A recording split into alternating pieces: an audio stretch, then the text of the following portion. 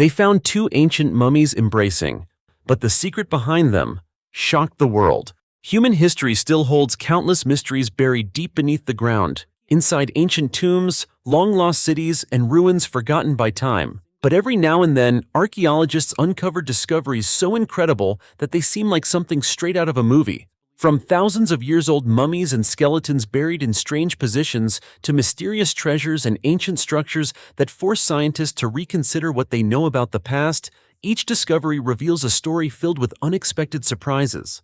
In this video, join us as we explore some of the most unbelievable archaeological discoveries in the world, uncovering where they were found, how old they are, and what made archaeologists so astonished. Behind every artifact lies not only a piece of history, but potentially a secret that has remained buried for hundreds or even thousands of years. You won't be able to guess what archaeologists discovered beneath layers of earth that seemed completely ordinary. Be sure to watch until the very end, because the final discovery may completely change the way you look at ancient history.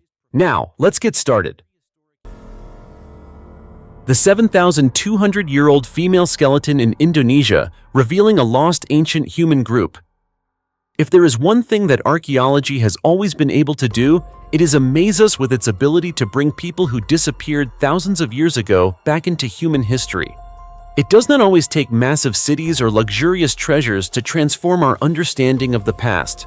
Sometimes, a single skeleton buried deep beneath the earth is enough to completely change the way we view the history of humanity. To prove what I have just said, let's travel to one of the most remarkable discoveries in Southeast Asia, where scientists uncovered the remains of a young woman who lived more than 7,200 years ago.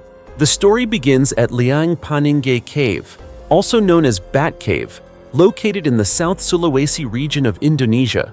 This area is famous for its ancient caves, which have preserved traces of human communities dating back tens of thousands of years. During excavations at this site, archaeologists discovered something truly extraordinary. Beneath the layers of soil and rock inside the cave were the remains of a young woman.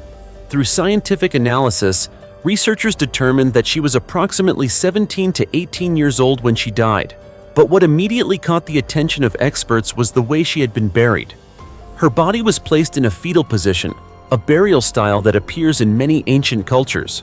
For some early communities, this position may have symbolized a return to the original state of human existence, representing a complete cycle of life. Humans are born from the earth and eventually return to the earth. Even more remarkably, part of the skeleton was covered by large stones.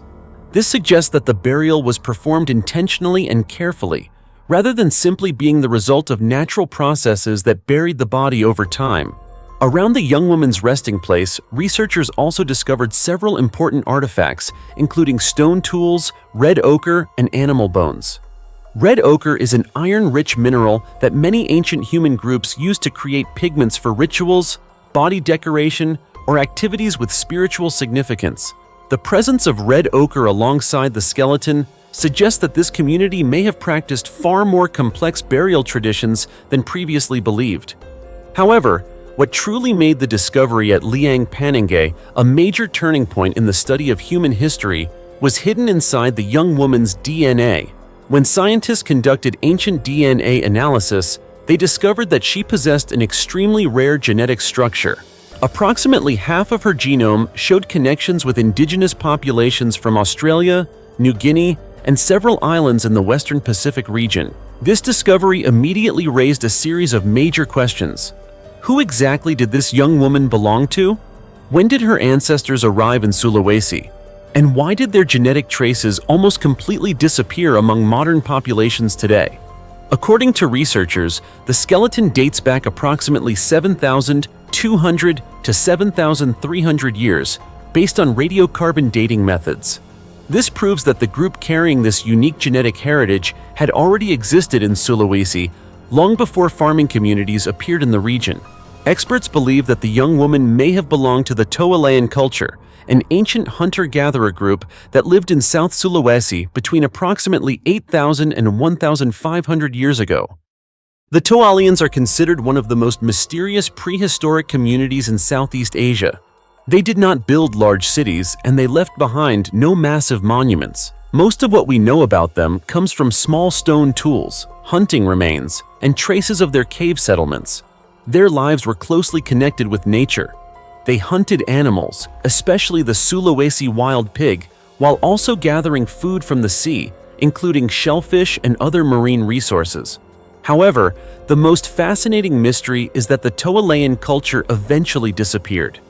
Today, the people living on Sulawesi Island are primarily descended from Neolithic populations that migrated to the region from Taiwan around 3,500 years ago.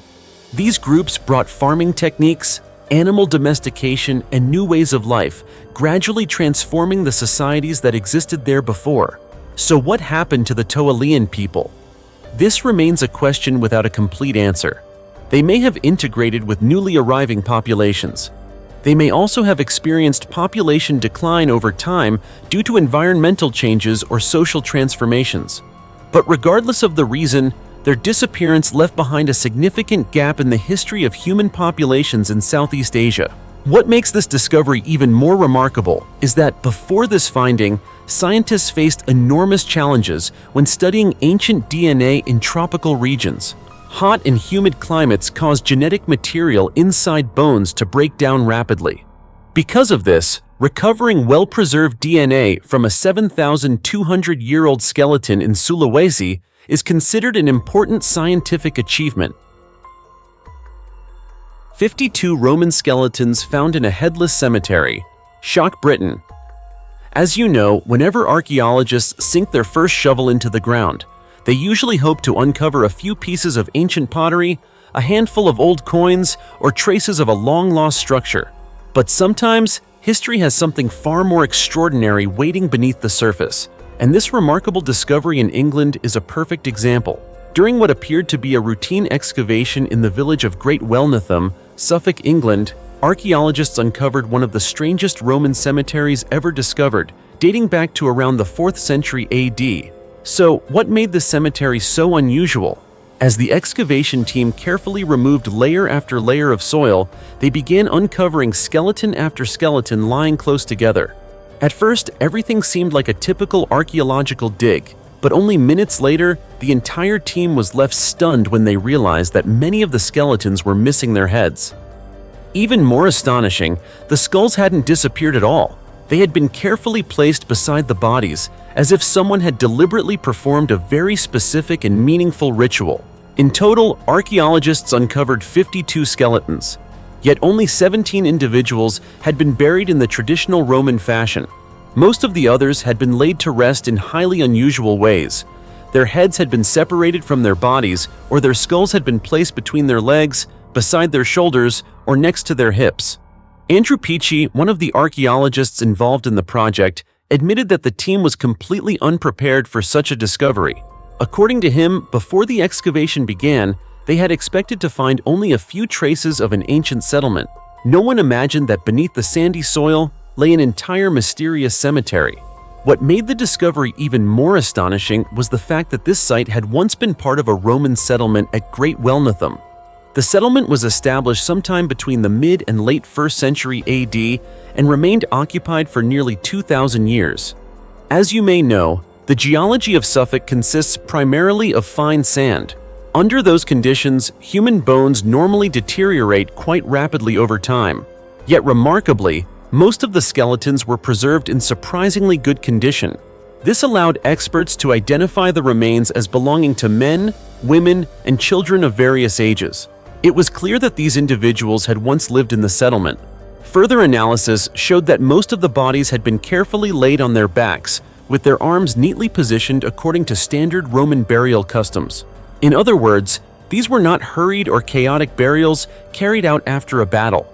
So why had their heads been removed? That question has puzzled archaeologists for years. Interestingly, the neck vertebrae showed no evidence of the heavy sword blows typically associated with executions. Instead, experts believe the heads were carefully removed after the individuals had already died. If that's true, then this was not a form of punishment. It was most likely a ritual. One theory that has attracted considerable attention suggests that these individuals belonged to a mysterious Roman religious cult in which the head was believed to be the resting place of the soul. According to that belief, separating the head from the body after death may have been a way of releasing the soul, so it could pass into the next world. Another possibility is that the people buried here were not native to Britain at all. They may have been slaves or migrants from distant parts of the Roman Empire who brought their own burial traditions with them. For now, however, these remain only theories. Even after thousands of years, no one can say with certainty which explanation is correct. Were the skulls placed beside the bodies simply part of a religious ritual? Or do they conceal a far darker story waiting to be uncovered? What do you think the answer is? Let us know your thoughts in the comments below.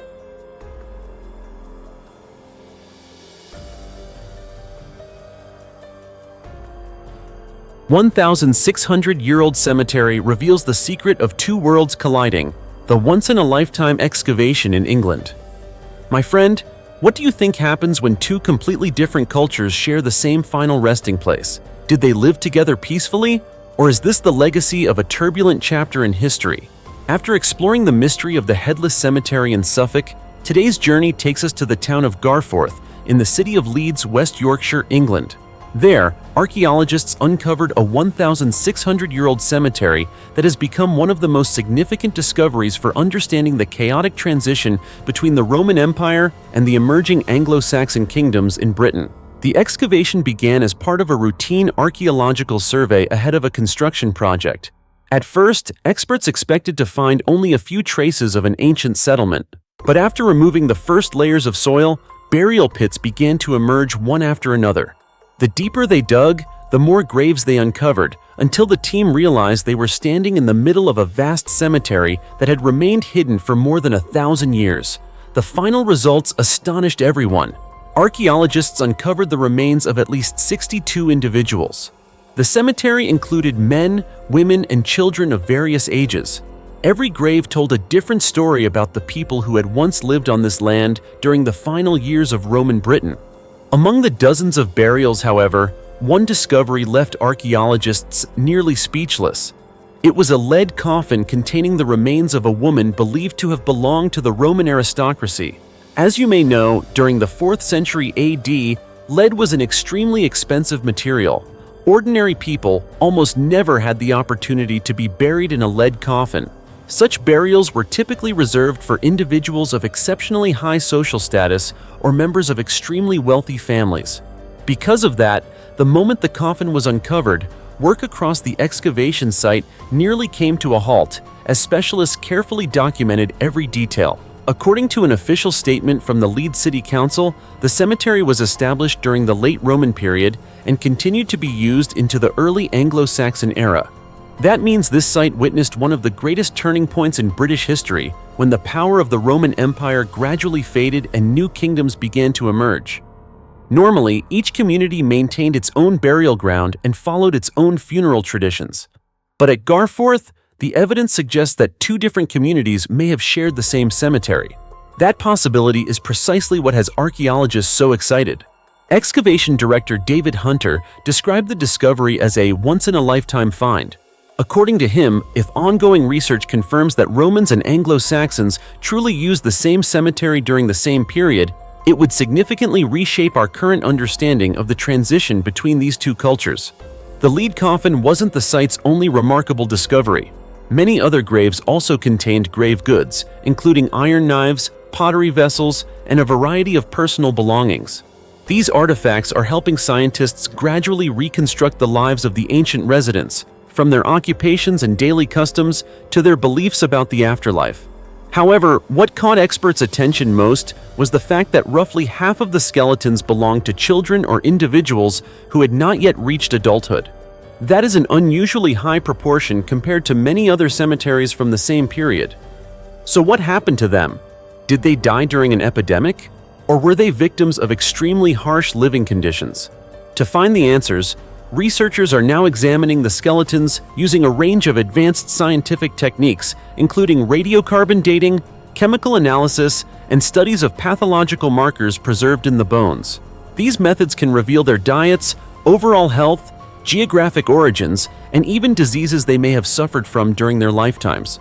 Researchers hope that once all of the analyses are complete, they will gain a much clearer understanding of the social status, burial customs, diet, and relationship between the two communities that lived in West Yorkshire around 1,600 years ago. Until then, all we can do is wait. But whatever the final results may reveal, this discovery reminds us that sometimes a single cemetery is enough to rewrite an entire chapter of history. And Garforth is a perfect example of that, because every grave preserves not only the memory of an individual, but also another piece of the puzzle that helps us understand the moment Britain entered an entirely new era.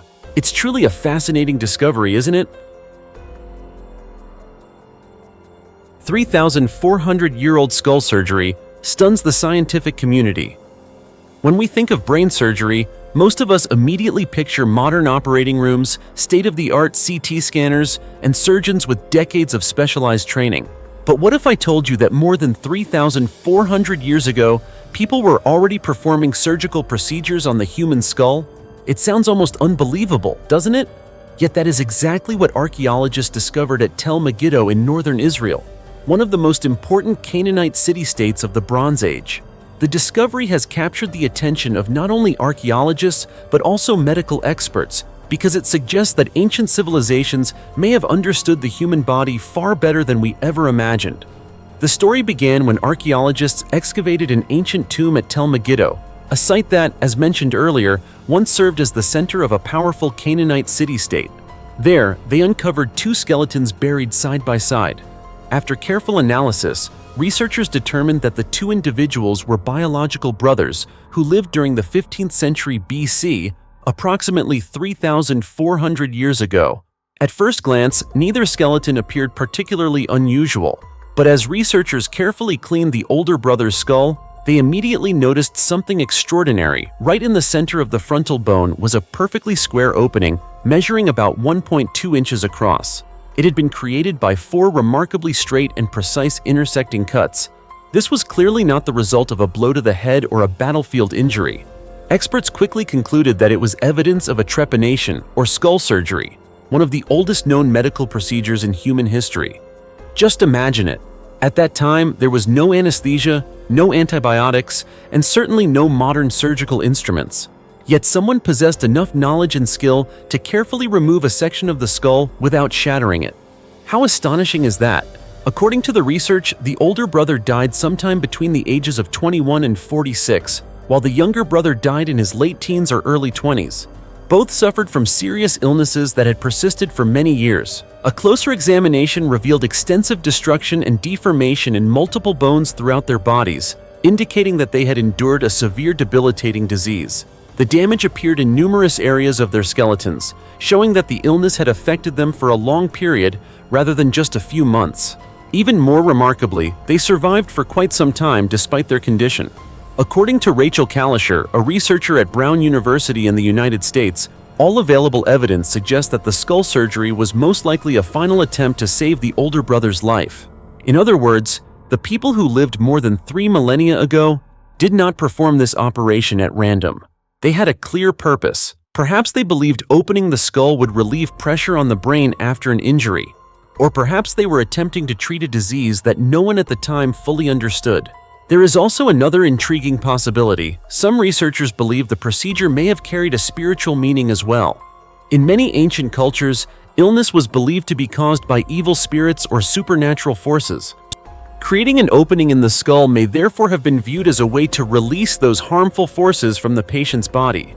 By studying the cut marks on the skull, researchers discovered that the surgeon did not drill a circular hole, as seen in many other documented cases of trepanation around the world. Instead, the individual used a sharp tool to make 4 straight cuts, forming a square before carefully lifting out the piece of bone in the center.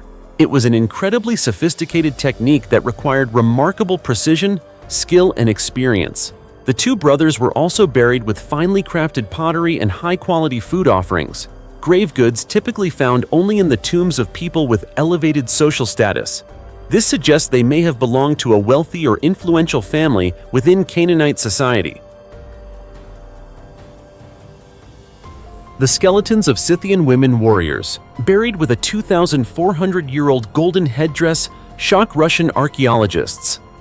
Dear friends, for centuries, whenever people imagined the horse-riding warriors who once dominated the vast Eurasian steppes, they almost always pictured fearless men armed with bows, arrows, and spears. But modern archaeology is gradually revealing a very different reality. Some women were far more than homemakers or caregivers.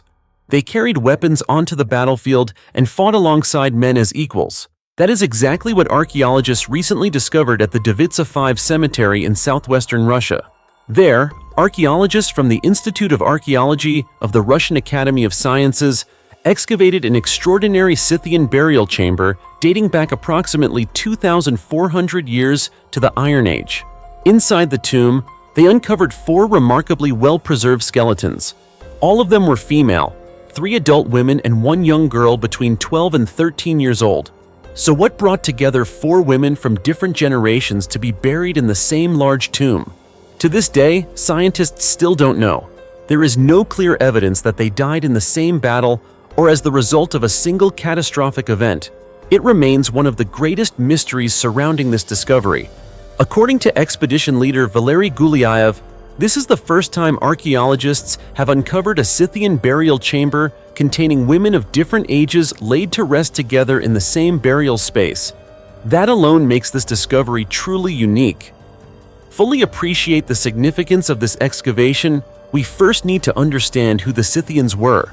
The Scythians were a confederation of nomadic tribes that once inhabited the immense grasslands stretching from southern Siberia across Central Asia to the Black Sea region. Between the 8th and 3rd centuries BC, they were regarded as some of the most formidable mounted warriors of the ancient world. They became famous for their incredible skill at shooting arrows from horseback, their remarkable mobility, and military tactics that even the greatest empires treated with caution. Yet the discovery at Devitsa V reveals an entirely different side of Scythian society.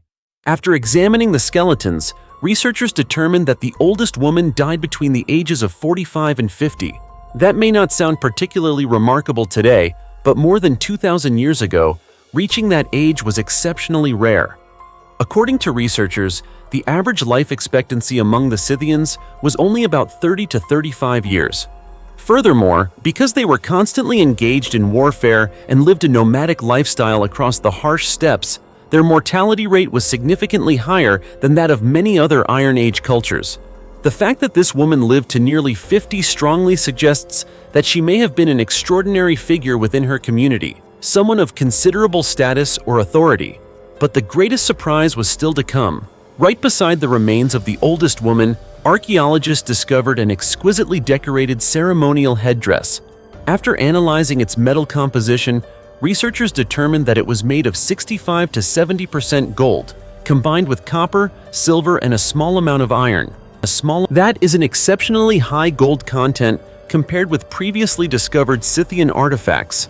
Even more exciting, most similar ceremonial headdresses found in the past had deteriorated or become badly deformed after spending thousands of years underground. The headdress from Devitsa V, however, retained much of its original decorative detail, giving specialists a rare opportunity to study Scythian metalworking techniques in far greater depth. Of course, the treasures inside the burial chamber did not end there. During the excavation, the research team also uncovered an iron hook, fragments of horse saddles, pottery vessels, iron knives, animal bones, and most notably, more than 30 arrowheads. The presence of such a large collection of weapons has led many archaeologists to believe that these women were not only influential members of their tribe, but may also have fought in battle themselves. That theory becomes even more convincing in light of the work of historian Adrienne Mayor of Stanford University, who has pointed out that roughly 1/3 of the excavated Scythian women were buried with weapons, and many of their skeletons bear injuries consistent with combat. This evidence has become one of the strongest arguments supporting the idea that the legendary Amazons of Greek mythology may have been inspired by real Scythian women warriors. As the excavation continued, archaeologists made yet another intriguing discovery. They uncovered a narrow tunnel on the northern side of the burial chamber. After analyzing the surrounding soil layers, researchers concluded that it was most likely dug by grave robbers approximately 100 to 200 years after the tomb was originally constructed. Fortunately, those ancient thieves appear to have failed to reach the main burial chamber. As a result, most of the valuable artifacts remained exactly where they had been placed more than 2,000 years ago, allowing scientists to study the site in remarkable detail. According to experts, the discovery at Devitsa 5 in southwestern Russia is far more than simply another burial chamber added to the world's archaeological record. More importantly, it is reshaping the way we understand the role of women in ancient societies. They were not always figures who remained behind the front lines. In many cases, they were warriors, leaders, and individuals who held positions of great authority within their communities. Perhaps, after resting silently beneath the earth for more than 2,000 years, these four Scythian women are still telling us the story of a powerful civilization, one in which courage was never determined by gender. It truly reminds us just how fascinating the ancient world can be, doesn't it? 14,000-year-old settlement in Canada is rewriting the history of North America. The Heiltsuk people's ancient legend turns out to be true.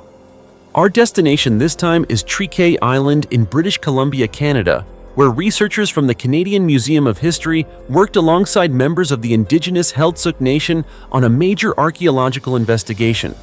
At first, their goal was simply to test oral traditions that the Heiltsuk people had passed down through countless generations. According to those stories, their ancestors had lived along this coastline since the distant past, when massive glaciers still covered much of North America. To many people, these accounts sounded like nothing more than ancient legends, but archaeologists know that oral traditions can preserve fragments of historical truth, as long as there is enough evidence to test them. And in this case, that's exactly what happened. As researchers carefully removed layer after layer of ancient soil, they began uncovering evidence of a settlement dating back approximately 14,000 years. That places the site near the end of the last ice age, when enormous ice sheets still dominated much of North America. This means that humans were living along Canada's Pacific coast much earlier than many scientists had previously believed. Unlike ancient cities filled with towering temples or massive stone walls, the settlement on Triquet Island was remarkably simple. Researchers found only the remains of modest shelters built from natural materials to protect their occupants from the harsh, freezing climate. Yet that very simplicity is what gives the site such extraordinary archaeological importance. It proves that people did not merely pass through this area for a short time, they actually lived here and successfully adapted to the unforgiving environment of the Ice Age. As the excavation continued, the research team uncovered even more fascinating artifacts. They found charred animal bones and the remains of ancient hearths, clear evidence that the people living here regularly cooked food and kept fires burning to stay warm. They also discovered a variety of tools used for harvesting marine resources, including fishhooks, spears, and other carefully crafted implements. Perhaps most remarkable of all was a handheld stone drill, believed to have been used to start fires by creating friction against wood. These artifacts may seem small, but they tell us an incredible amount about the lives of people who lived here tens of thousands of years ago. They were not aimless wanderers. They knew how to choose suitable places to live, take advantage of the ocean's abundant food resources, manufacture specialized hunting tools, and maintain fire, the key to survival in an unforgiving climate. To determine the settlement's true age, researchers used radiocarbon dating on the charred organic materials recovered from the site. The results thrilled the entire research team. Every analysis pointed to the same conclusion. The settlement existed approximately 14,000 years ago, during the final stages of the last ice age. This is an especially significant milestone. For many years, scientists believed that most of North America was still divided by enormous ice sheets during that period, making long-term human settlement extremely difficult. Yet the discovery on Triquet Island demonstrates that, at least along the Pacific coast, human communities had already adapted to the natural environment and established stable lives. Even more importantly, the discovery confirms something the Heiltsuk people have preserved through their oral traditions for thousands of years. Their stories were not merely myths, they reflected historical memories that had been passed from generation to generation long before the invention of writing. This discovery also serves as powerful evidence that the traditional knowledge preserved by indigenous communities can sometimes provide the key that helps modern science uncover the truth. Even so, archaeologists acknowledge that this is only the beginning. Our scientific understanding of Ice Age coastal settlements remains extremely limited. Many other locations along Canada's western coastline have yet to be thoroughly excavated, and they may still conceal evidence that is even older. Every artifact recovered from Trike Island is like another small piece of a massive puzzle, helping us reconstruct the story of humanity's journey into North America. Perhaps the history of this continent did not begin the way we learned in our textbooks. Perhaps the first people arrived earlier, were more resourceful, and were far more resilient than we have ever imagined. And perhaps beneath layers of earth that have never been excavated, even older traces of human history are still waiting to be discovered. Anything is possible. What do you think?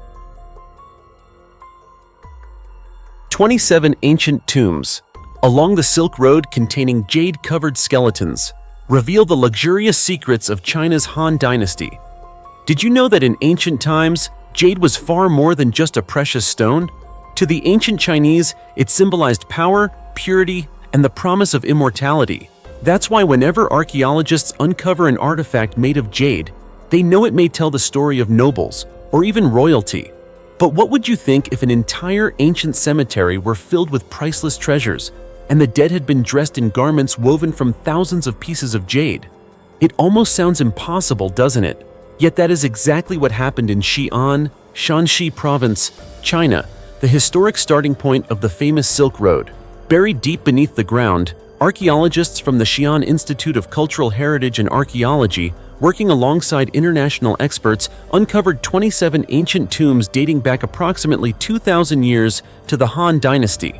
Inside the tombs, an astonishing collection of grave goods gradually came to light, from exquisitely crafted pottery and bronze artifacts to precious jewelry and countless other relics that had remained remarkably well preserved for 2 millennia. Yet even those extraordinary discoveries were not what astonished the excavation team the most. Among the 27 tombs, 4 stood out because of their exceptional size. When the final layers of soil were carefully removed, archaeologists discovered that the occupants of these tombs had not been wrapped in ordinary silk. Instead, they had been covered with green burial garments painstakingly assembled from approximately 2,200 pieces of jade, each one carefully joined to the next with extraordinary precision. Just imagine what it took to create such a garment in ancient times. Craftsmen first had to grind every individual piece of jade until they were nearly identical in size. Then each piece had to be drilled with tiny holes before being connected with extremely fine metal wires. It was an astonishing feat of craftsmanship that demanded master-level skill and consumed an enormous amount of valuable resources. The sheer quantity of jade alone makes it clear that the owners of these tombs must have occupied the highest levels of Han society. According to ancient Chinese beliefs, jade represented far more than wealth and prestige. People also believed it could preserve the body after death, slow the process of decomposition, and help the soul enter the next world intact. That belief led members of the aristocracy to spend enormous fortunes creating these remarkable jade burial suits for themselves. The jade garments were not the only remarkable discoveries. Archaeologists also uncovered numerous small ceramic figurines placed beside the deceased. At first glance, they may appear to be nothing more than decorative objects. To researchers, however, each figurine is an invaluable historical record. By studying their hairstyles, clothing, posture, and craftsmanship, experts can better understand the identity of the tomb's owner and gain new insights into everyday life during the Han Dynasty. That is why these small figurines are preserved and studied just as carefully as artifacts made of gold or jade. What makes this discovery even more significant is the cemetery's location. Xi'an, known in ancient times as Chang'an, served as the capital of several Chinese dynasties and was also the eastern starting point of the Silk Road. From this city, merchants carried silk, tea, and porcelain across thousands of miles, traveling through the Taklamakan Desert, crossing the Pamir Mountains, passing through present-day Afghanistan and the Levant before eventually reaching the shores of the Mediterranean. In return, gold, silver, wool, gemstones, and many other valuable goods from the West flowed back into China along the same route. The Silk Road was far more than a network for transporting merchandise. It was also a highway for the exchange of cultures, scientific knowledge, religions, and ideas among the greatest civilizations of the ancient world. That is why the discovery of a major cemetery at the very beginning of this historic trade route is of such extraordinary importance.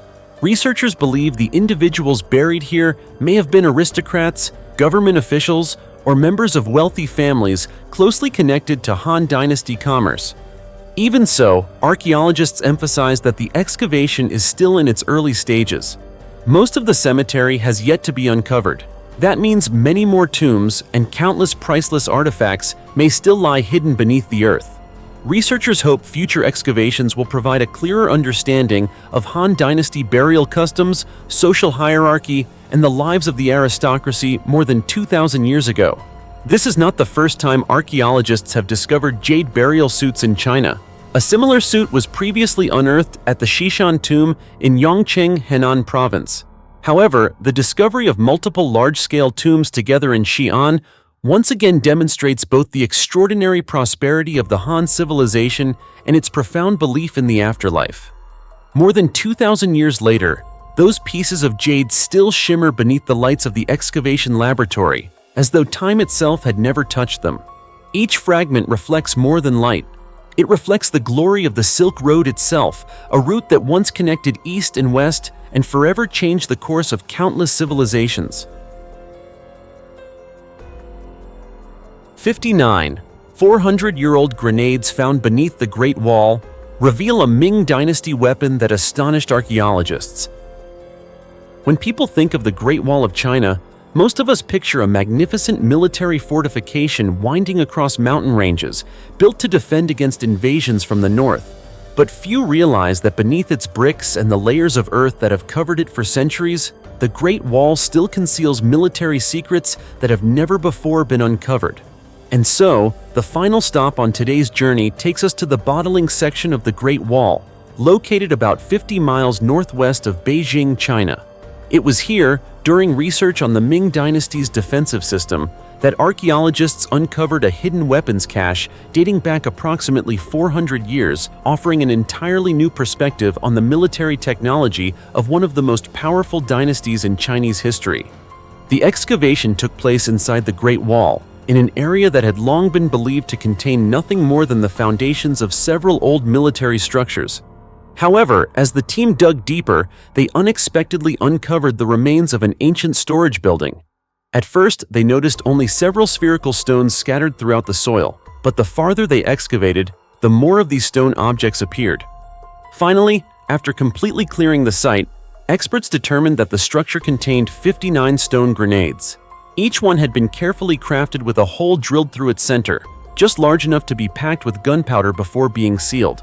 At first glance, their design appears remarkably simple, yet that simplicity was actually their greatest advantage. According to researchers, soldiers only needed to fill the stone shells with gunpowder, light the fuse, and throw them from the top of the Great Wall. When the grenades exploded, fragments of stone would fly in every direction, combining the force of the blast with deadly shrapnel capable of inflicting serious damage on enemy troops. In many ways, these were among the earliest forms of hand grenades in military history. What makes these weapons especially interesting is how perfectly they match the geography of the Great Wall. Imagine an enemy army advancing toward the base of the fortification. From walls rising dozens of feet above the ground, Ming soldiers could simply hurl grenade after grenade onto the attackers below. Not only would the explosions create powerful shockwaves, but the high-speed stone fragments would also throw enemy formations into complete chaos. Despite their relatively simple construction, these weapons were extremely effective defensive tools. According to archaeologists, the newly discovered grenades closely resemble examples previously unearthed at other military sites. That suggests they were not experimental weapons. Instead, they were likely standard military equipment used by the soldiers stationed along the Great Wall during the Ming Dynasty, which ruled China from 1368 to 1644.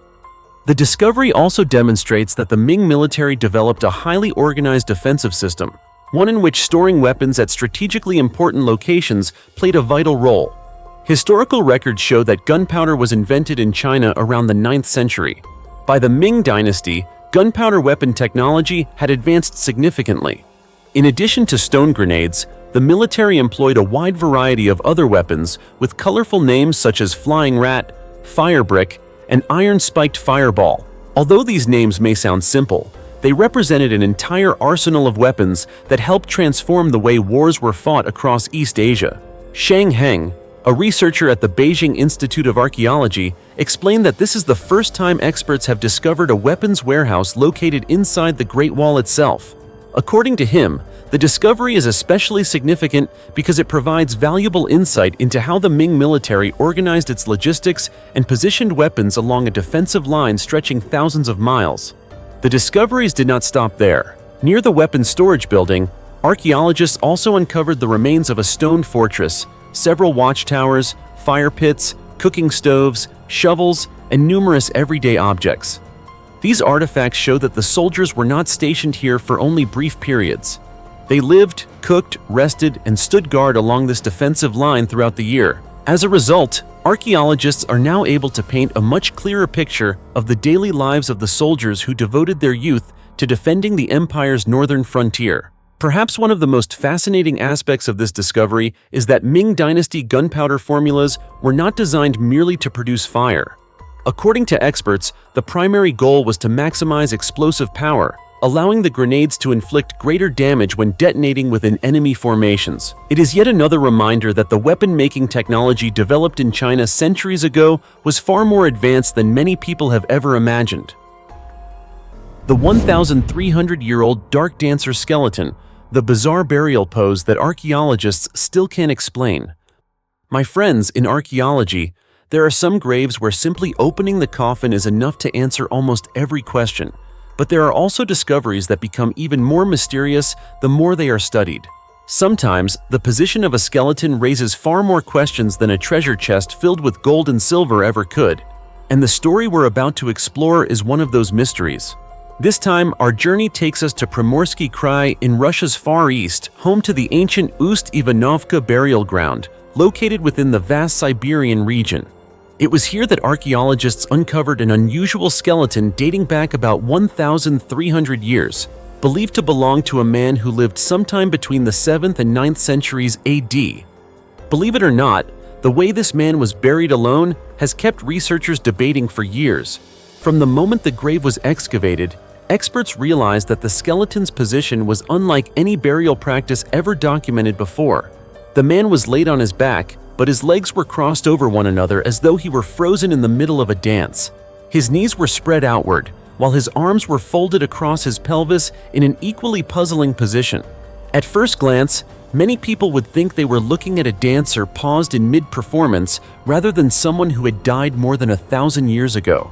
Because of this remarkable pose, archaeologists gave the skeleton the unforgettable nickname the Dark Ages Dancer. Archaeologist Denis Volkov, a member of the excavation team, explained that throughout their investigation, the researchers consulted numerous forensic specialists and biological anthropologists. After carefully analyzing the bones and the positions of the joints, they reached a surprising conclusion. The man had almost certainly had his legs tied together before he was buried. Their reasoning was straightforward. If his legs had not been restrained, the natural process of decomposition would have caused them to fall into a straight position. They could not have remained crossed in such an unusual way on their own. His legs were likely not the only body parts that had been restrained. Researchers believe his arms may also have been tied. That immediately raised a series of new questions. Was he a prisoner, a criminal, or the victim of a ritual that history has never recorded? But the mystery doesn't end with the skeleton's unusual position. Experts discovered that the man's grave itself was completely different from every other burial in the Ust-Ivanovka cemetery. While most of the surrounding graves were circular, his was constructed in a rectangular shape. Even more intriguing, the grave had been lined with a layer of white sand, a material that does not naturally occur in the area.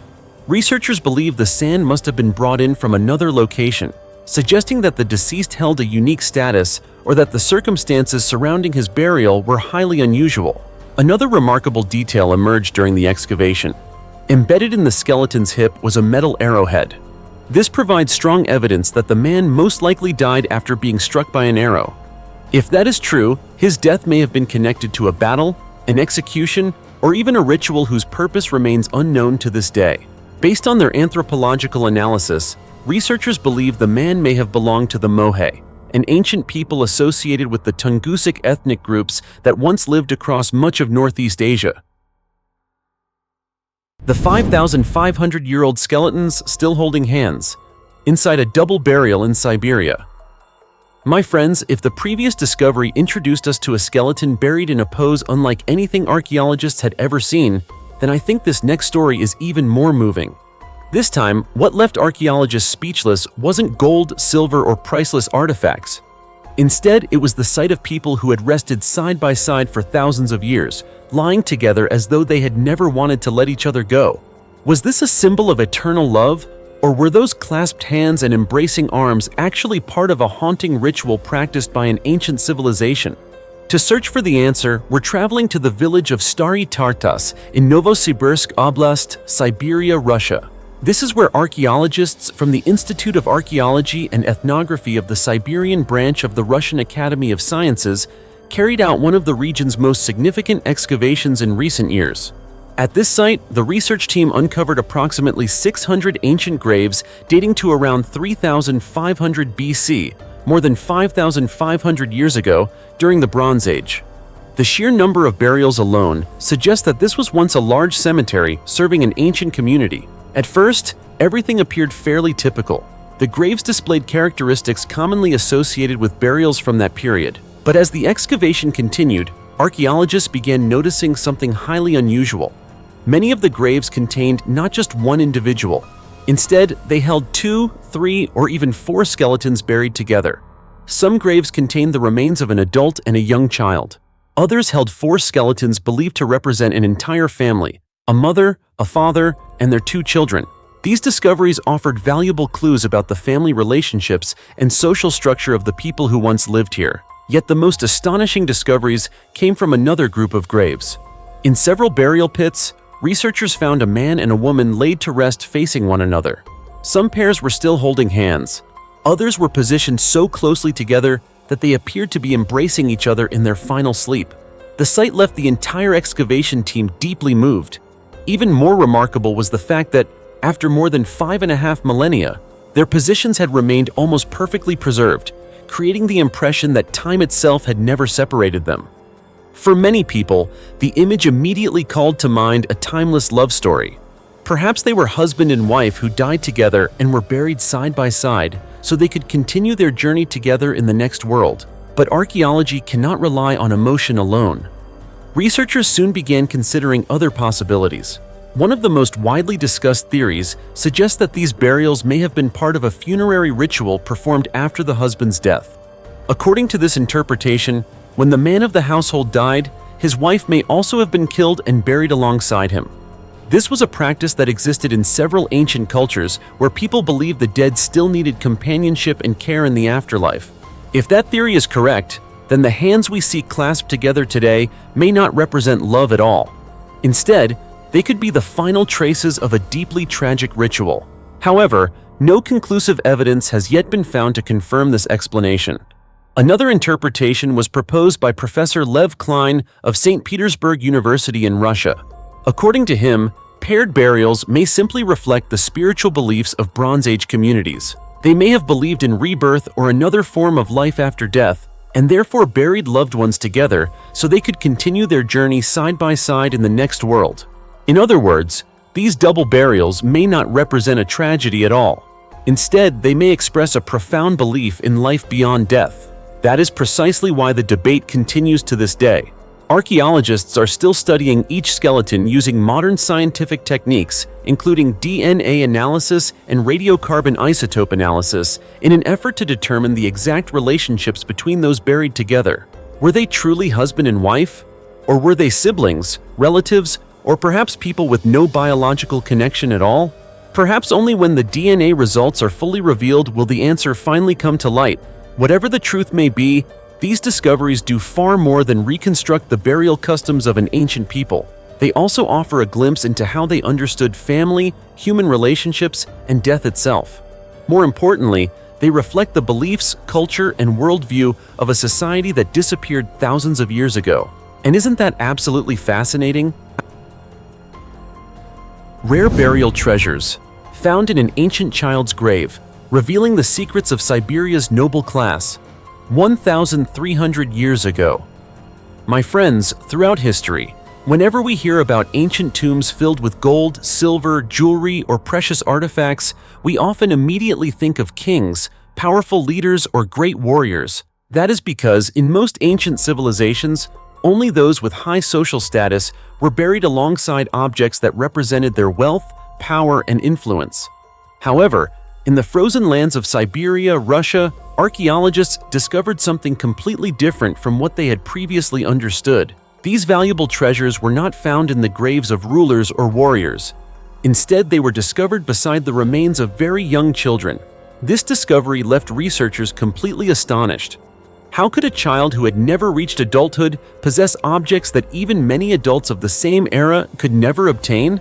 Was this simply an expression of a parent's love for their child? Or did these burial treasures reveal an entire complex social system that existed more than 1,000 years ago? To uncover the truth, archaeologists conducted excavations at several ancient burial sites located in southern Siberia, Russia. Through analysis, they determined that these graves dated from the 5th to the 8th centuries AD, meaning they were approximately 1,300 to 1,600 years old. From the very first excavation pits, a series of rare artifacts began to emerge. Researchers discovered finely crafted belts decorated with intricate patterns. They also uncovered carefully made silver jewelry, demonstrating that the craftsmen who created them possessed highly advanced skills. Even more surprising, experts found gemstones and other exceptionally valuable objects buried alongside the remains of children.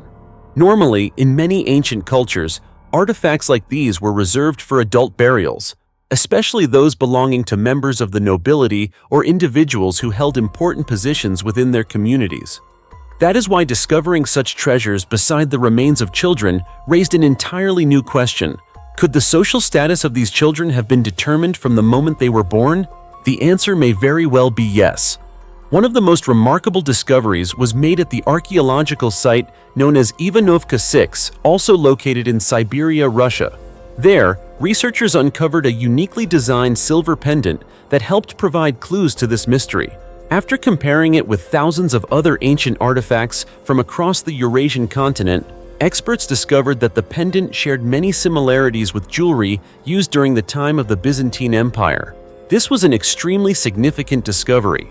Of course, this does not mean that the people of Siberia were once part of the Byzantine Empire or had a direct connection with this powerful civilization. However, it does show that Siberia more than 1,300 years ago was far from isolated as many people once believed. It is highly possible that the elites of this region participated in trade networks stretching across thousands of miles, connecting the Central Asian steppes all the way to Europe. In other words, the objects buried with these children did not simply reflect their family's wealth. They also reveal that Siberia was once an important link in a vast trade network stretching across Eurasia. This is something that few people would have imagined in the past. The more archaeologists studied these discoveries, the more they realized that these artifacts were not merely toys or sentimental keepsakes. These were objects that their owners had worn during their lifetimes to display their identity, power, and position within society. After their deaths, these items were placed inside their graves as symbols of the status and privileges they were believed to carry into the afterlife. According to experts, this reflects a very unusual reality. In medieval societies of southern Siberia and Central Asia, social status was not always earned through personal achievements or military victories. In many communities, children born into noble families appear to have inherited their position from birth. This meant that even at a very young age, they were recognized by society as members of an elite bloodline. Researchers have also mentioned numerous ancient legends that were passed down throughout this region. These stories often spoke of young princes, children who were believed to be destined from birth to become future leaders, heroes, or guides of their tribes. Perhaps because of these beliefs, when such children died at an early age, they were still buried with full ceremonies and with objects symbolizing the status they would have inherited had they lived into adulthood. Every belt, every piece of jewelry, and every gemstone lying silently beneath the earth is not merely an archaeological artifact. They are also evidence of how ancient people viewed lineage, power, and inheritance across generations. Even more importantly, these discoveries have changed the way scientists understand the social structure of medieval Siberia. In the past, Many believe that nomadic communities in this region had relatively simple forms of organization. But today, archaeological evidence shows that their societies were clearly divided into different social levels, with noble families, powerful elites, and systems of inherited status that developed much earlier than previously thought. It can be said that the child burials at Ivanovka 6 and other archaeological sites throughout Siberia, Russia, do more than tell the story of children who lived brief lives more than 1,300 years ago. More importantly, they have opened a window that allows us to better understand an entire civilization that once flourished in one of the coldest regions on Earth. And this is exactly what makes archaeology so fascinating, don't you think? The 2,500-year-old perfectly preserved mummy of the Ice Princess that challenges everything science knows. You know, the world of archaeology has always been mysterious and fascinating in its own unique way. There are discoveries that take scientists many years to fully understand, but there are also discoveries where, from the moment an ancient coffin is opened, everyone present immediately realizes they are witnessing something truly extraordinary. And that is exactly the story of a woman who lay beneath the frozen ground for more than 2,500 years, yet whose body remained almost perfectly preserved. This discovery not only shocked Russia, but was also considered one of the most important archaeological events of the 20th century. To better understand the story and the mysteries surrounding this remarkable mummy, let us travel to the Ukok Plateau, located in the Altai Republic of Siberia, Russia. This region sits at an elevation of more than 6,500 feet above sea level and is famous for its year-round freezing temperatures. Its layers of permafrost accidentally became a natural freezer, preserving secrets of the past for thousands of years. In 1993, an archaeological expedition led by archaeologist Natalia Polosmak began excavating an ancient burial mound on this plateau. At first, the team only expected to uncover a few artifacts or perhaps a set of human remains, just like many previous excavations. However, what appeared after layers of soil and stone were carefully removed left the entire team almost speechless. Beneath the wooden structure of the coffin was a burial chamber that remained almost completely intact. The most remarkable detail was that the grave had never been disturbed by grave robbers. For more than 2 millennia, the site had remained completely sealed beneath the permafrost, allowing nearly everything inside to remain in the same condition as the day the woman was buried. One member of the excavation team later recalled that the experience felt like opening a doorway leading directly back into the past. The ice inside the burial chamber had remained frozen since it first formed thousands of years earlier. It was this unique natural environment that allowed the woman's body to be preserved in an astonishing condition. Her skin, hair, parts of her soft tissue, and even her clothing were still intact, making her one of the most complete mummies ever discovered in Siberia. Soon after the discovery was announced, international media gave her a mysterious name, the Princess of Ukok, also known as the Ice Maiden. Through extensive research, scientists determined that the mummy was approximately 2,500 years old, dating back to around the 5th century BC, and belonged to the Pazyryk culture, a nomadic society that once lived across the vast steppes of Siberia. According to Maria Charisheva, a guide at the National Museum of the Altai Republic in Gorno-Altaysk, this woman most likely belonged to the Pazyryk elite. However, her true identity remains a subject of debate among researchers to this day. What particularly fascinated archaeologists was the location of her burial. Unlike many other members of the community, this woman's grave was separated from the ordinary burial areas.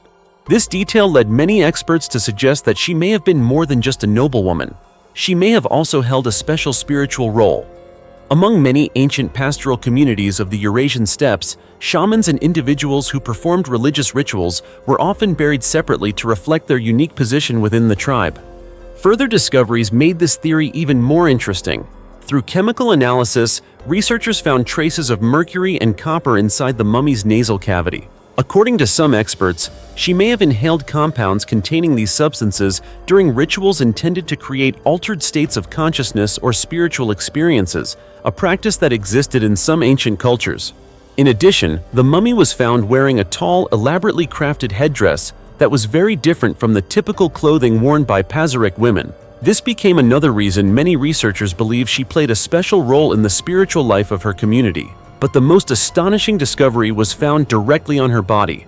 When scientists cleaned the remaining layers of preserved skin, they discovered a series of highly detailed tattoos covering her arms and shoulders.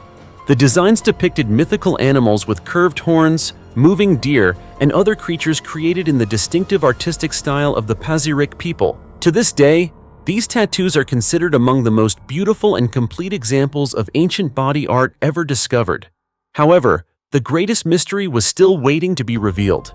Inside the burial chamber, archaeologists discovered 6 horses buried alongside the woman. This was an extremely unusual detail. According to Pazyryk traditions, the burial of multiple horses was usually reserved for individuals of very high status, often tribal leaders or male warriors. The fact that a woman was buried with 6 horses convinced archaeologists even further that she was not an ordinary person. For many years afterward, modern science continued working to uncover the life story of the Princess of Ukok. Researchers conducted DNA testing, magnetic resonance imaging, MRI scans, and analyses of the preserved soft tissues. The results showed that she carried genetic characteristics closely related to ancient European populations. Scientists also determined that she had a height of approximately 5 feet 5 inches to 5 feet 7 inches, quite tall for a person living 2,500 years ago. However, what surprised doctors was her extremely thin body. She weighed only about 108 pounds. According to Professor Andrei Letyagin, this was very different from other Pazyryk elite mummies discovered before, which usually belonged to individuals with stronger and healthier physical conditions. After numerous detailed examinations, scientists finally discovered the reason. The woman had suffered from advanced breast cancer during the final years of her life. Not only that, evidence from her skeleton suggested that she had also suffered an injury caused by a fall from a height while traveling with her tribe. Yet what touched many researchers was that despite suffering from a serious illness, she was not abandoned. Her people continued to bring her along during their migrations across the high grasslands of the Ukok Plateau and cared for her until the final days of her life. Inside the tomb, experts also discovered cannabis, which was likely used as a medicinal substance to help relieve pain before her death. This discovery changed the way we view the Pazyryk people. They were not simply fierce nomadic warriors. They were also a community capable of caring for the sick, supporting their members, and possessing surprisingly advanced knowledge of medicinal plants and spiritual rituals. After more than 2 decades of research at the Novosibirsk Institute of Archaeology and Ethnography, in September 2012, the mummy of the Princess of Ukok was transferred to the National Museum of the Altai Republic in Gorno-Altaysk, where she continues to be preserved under special conditions and remains one of Russia's most famous archaeological treasures. However, if the story of the Princess of Ukok amazed the world because of the incredible preservation of her mummy, then the next discovery is even more shocking. This time, archaeologists would enter the tomb of a Scythian king in Siberia, where they found not only a woman covered in gold buried beside the tomb's owner, but also 35 skeletons of attendants and 14 horses. The discovery revealed a dramatic and bloody burial ritual that was so astonishing that even ancient historians recorded it with disbelief. Now let us explore this incredible mystery together. The gold-filled king's tomb and 35 sacrificed attendants, revealing the chilling secrets of ancient burial rituals. My friends, throughout our journey so far, we have explored many extraordinary discoveries across the vast Siberian lands of Russia. We have seen a skeleton buried in a pose that looked as if it were dancing, double graves where skeletons were still holding hands after more than 5,000 years, children buried alongside priceless treasures, and even the Princess of Ukok, the woman who rested peacefully beneath the ice for more than 2,500 years. But if we had to choose one discovery that was both magnificent and mysterious, while also sending chills down the spine, then perhaps nothing compares to the royal tombs of the Scythian civilization. Here, power was not only displayed through gold and wealth, but also through the lives of many people who were buried alongside their rulers. This time, our journey takes us to the Valley of the Kings in Tuva, located in southern Siberia, Russia. This region is famous for hundreds of burial mounds belonging to the Scythians, a powerful nomadic people who once dominated the Eurasian steppes many centuries before the birth of Christ. During an excavation in this area, archaeologists uncovered a tomb dating back approximately 2,600 years. The owner of the tomb is believed to have been a king or a powerful tribal leader. As soon as the first layers of soil were carefully removed, countless golden artifacts began to appear.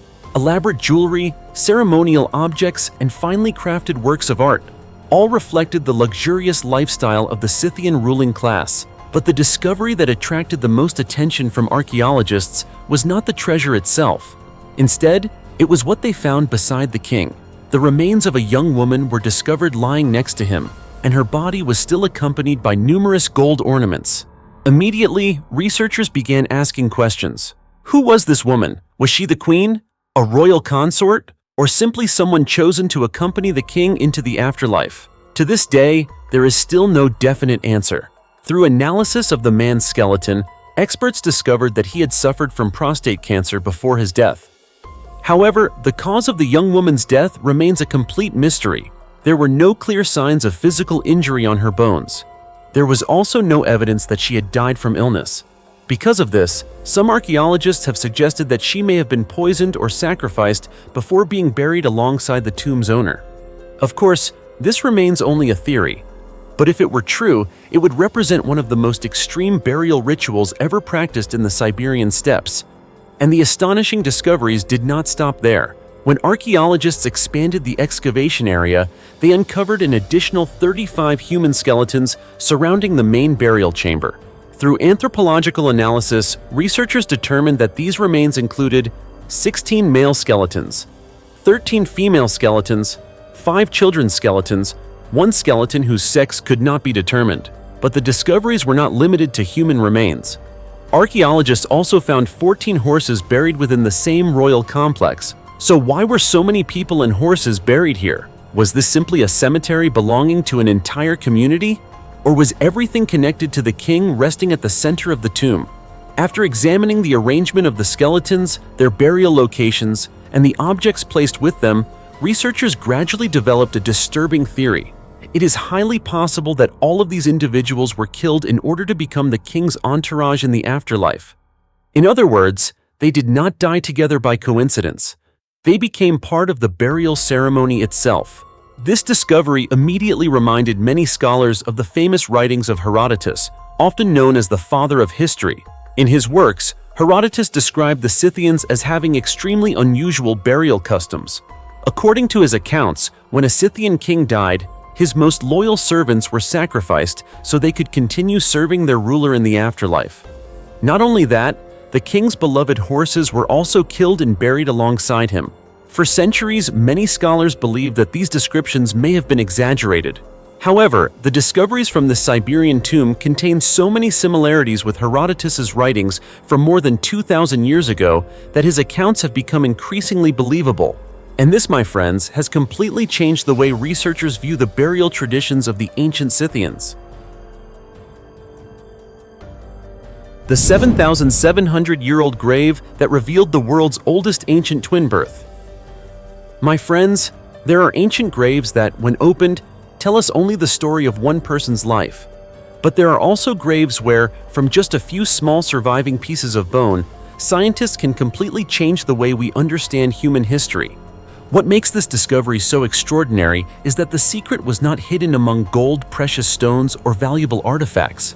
Instead, it was hidden within the heartbreaking story of a young mother who lived nearly 8,000 years ago. And the discovery made in the city of Irkutsk, located in Siberia, Russia, near the southern shore of Lake Baikal, the deepest and oldest freshwater lake in the world, is a perfect example of this. Few people could have imagined that beneath the cold soil of this region was one of the most remarkable archaeological discoveries ever recorded. A discovery that would leave even experienced experts stunned as the truth slowly came to light.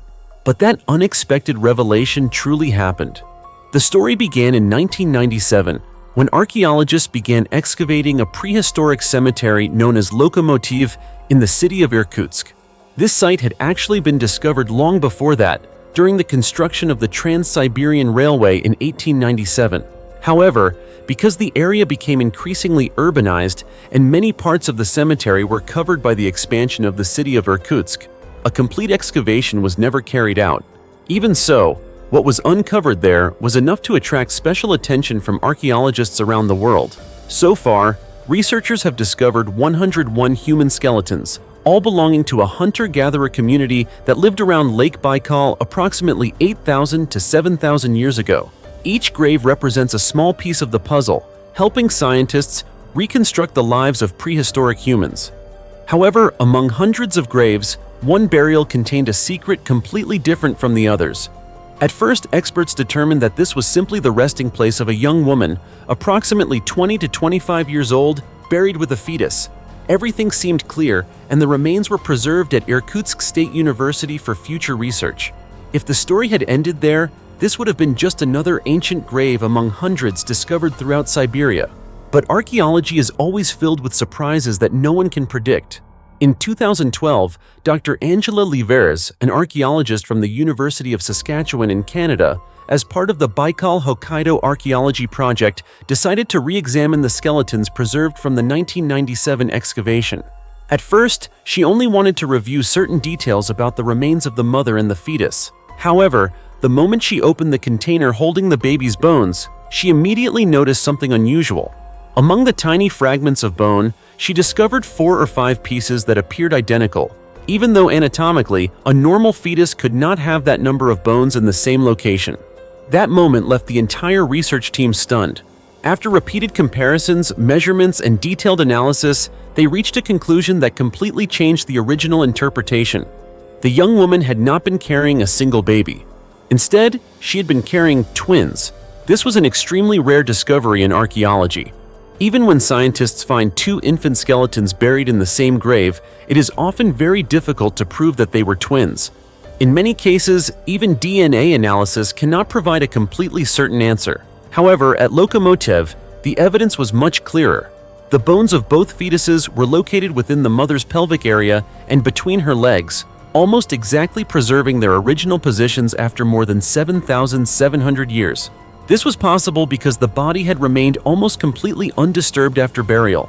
The tiny ribs, fragile finger bones, and many other skeletal fragments were still positioned correctly, allowing scientists to reconstruct the mother's final moments with astonishing accuracy. After carefully analyzing the structure of the skeleton and the location of each fetal bone fragment, Dr. Angela Levers proposed a highly convincing explanation.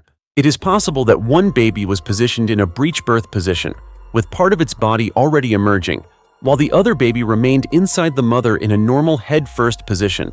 The 2 fetuses may have become trapped together during labor, preventing the birth from continuing. Even with modern medical knowledge today, this remains an extremely dangerous childbirth complication. But nearly 8,000 years ago, when humans had no advanced medical knowledge or tools to assist with childbirth, the outcome was almost certainly unavoidable.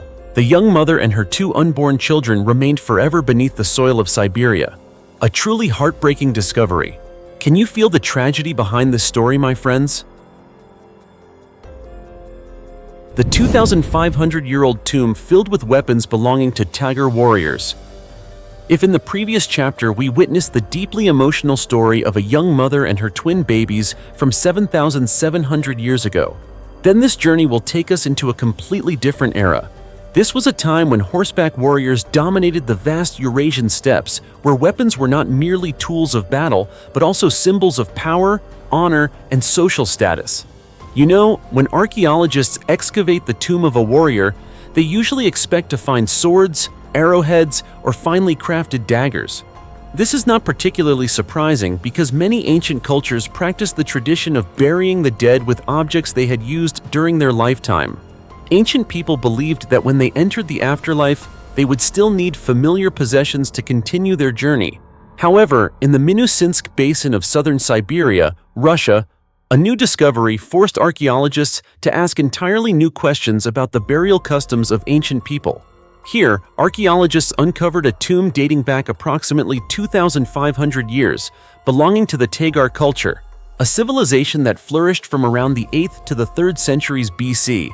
The Tagar people are considered a branch of the Scythian world, a group of famous nomadic communities that once lived across the vast steppes of southern Siberia. As soon as the first layers of soil were removed, experts realized this was not an ordinary burial. Inside was not just one individual. Instead, the tomb contained the remains of 4 people, 2 adult warriors, 1 man and 1 woman, an elderly woman estimated to be around 60 years old, and an infant who was less than 1 month old. The arrangement of the skeletons alone was enough to make archaeologists stop and carefully examine the site. The adult man and woman were placed lying on their backs beside each other.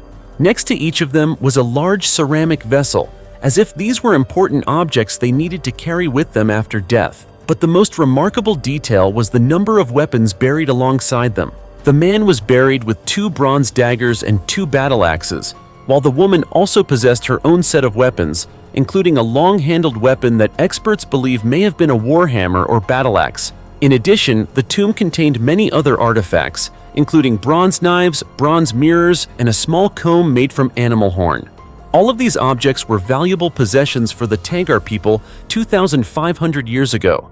At first glance, many people might assume that burying weapons with warriors was completely normal. But for archaeologists, the surprising detail lies in something much smaller. According to Professor Oleg Andreevich Mitko, head of the Department of Archaeology at Novosibirsk State University in Russia, the Tagar people traditionally buried their dead with miniature versions of real-life objects. Small swords, tiny axes, and miniature tools were usually symbolic, representing the possessions that the deceased would carry into the afterlife. Therefore, discovering full-sized weapons inside this tomb was extremely unusual.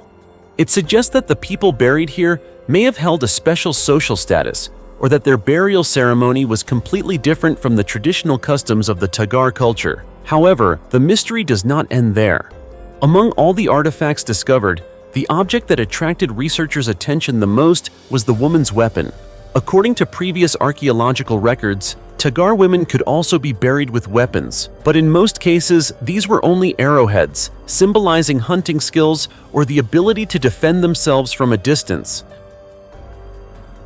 30 death masks, over 1,500 years old, a mysterious burial ritual never seen before. Throughout our journey exploring history, we have witnessed many strange and fascinating burial customs. Some cultures buried their dead with gold and precious treasures. Others placed weapons, chariots, or even entire groups of horses beside them so the deceased could continue their lives in the afterworld. But what if the dead were not buried as complete bodies? What if only a few pieces of bone remained, placed inside a human-shaped figure, while their faces were recreated using plaster masks? It sounds like something from an ancient legend, doesn't it? Yet this is a real discovery documented by archaeologists in Kemerovo Oblast, southern Siberia, Russia. It was here that researchers uncovered one of the most unique and mysterious funeral traditions ever discovered in the history of Siberia. The excavation took place at the Shestakovo III burial complex in Kemerovo Oblast, where archaeologists discovered a burial site dating back more than 1,500 years, belonging to the Tashtik people. This was a community that lived across a large region of Siberia from approximately the 2nd century BC to the 6th century AD. According to Dr. Pavel German from the Institute of Human Ecology in Kemerovo, who led the excavation, the burial chamber covered an area of about 430 square feet. The research team spent 2 consecutive excavation seasons working to uncover and understand most of the structure hidden inside. Beneath layers of soil that had accumulated over centuries, experts estimated that approximately 30 individuals had been buried inside the same chamber. However, when the remains slowly emerged from the earth, everyone realized that this burial was completely different from anything they had previously encountered. Normally, when archaeologists excavate an ancient cemetery, they expect to find relatively intact skeletons. But here, that was not the case. Most of the bodies had been almost completely cremated. Only larger fragments of bone that survived the cremation process were preserved. But the most unusual detail was that the Tashtik people did not simply place those remaining bones directly into the grave. Instead, they created human-shaped figures made from leather or fabric, then carefully placed the surviving bones inside them. Finally, they covered the head of each figure with a plaster mask molded to resemble the face of the person who had died. In other words, the deceased appeared to have been recreated one final time before being placed in their eternal resting place.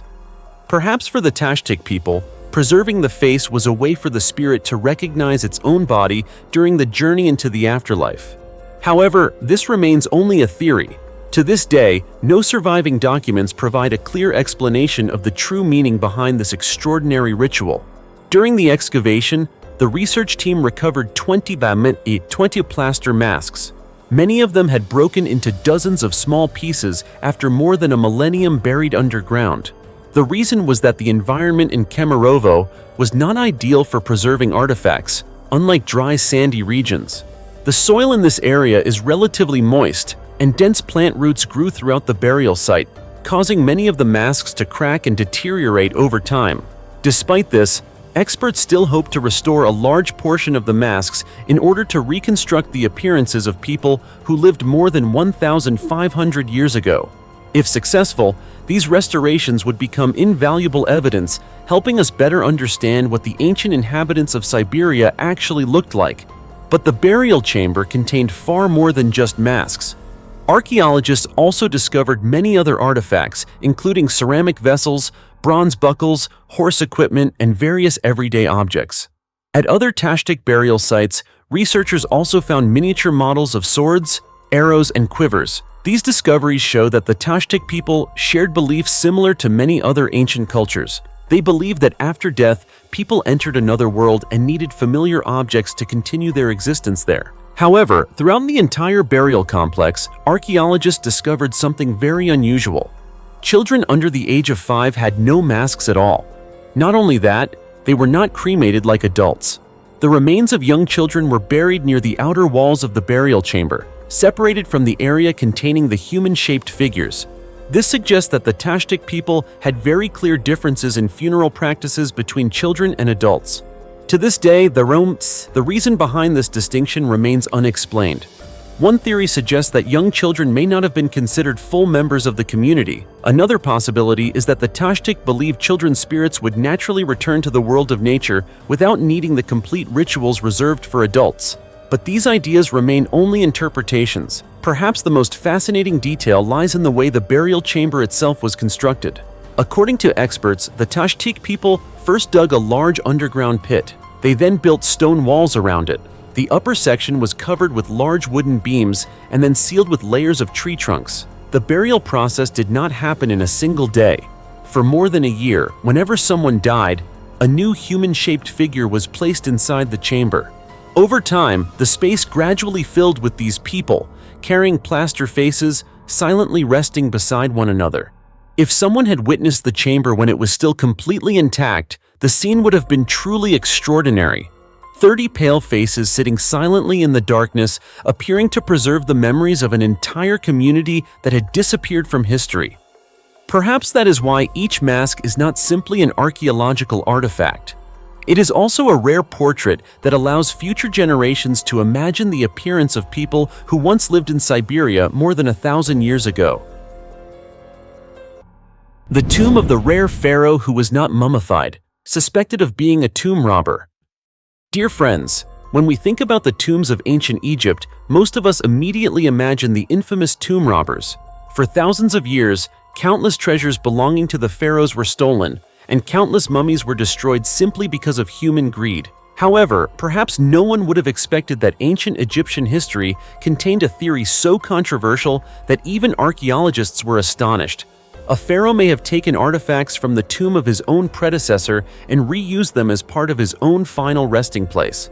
It sounds like something from a fictional story, but the evidence discovered beneath the ground of the ancient city of Abydos has made this theory more thought-provoking than ever before. The story begins in the ancient city of Abydos, located in southern Egypt, one of the most sacred religious and burial centers of the Nile civilization. This was the resting place of many kings from Egypt's earliest dynasties, including Pharaoh Narmer, who is often considered the ruler who united Upper and Lower Egypt and began the era of pharaohs ruling over the country.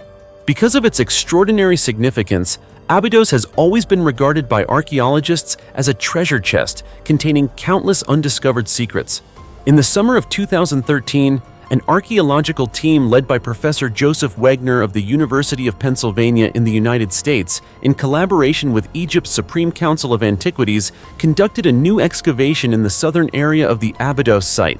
At first, they only hoped to uncover more traces of structures from Egypt's Middle Kingdom period.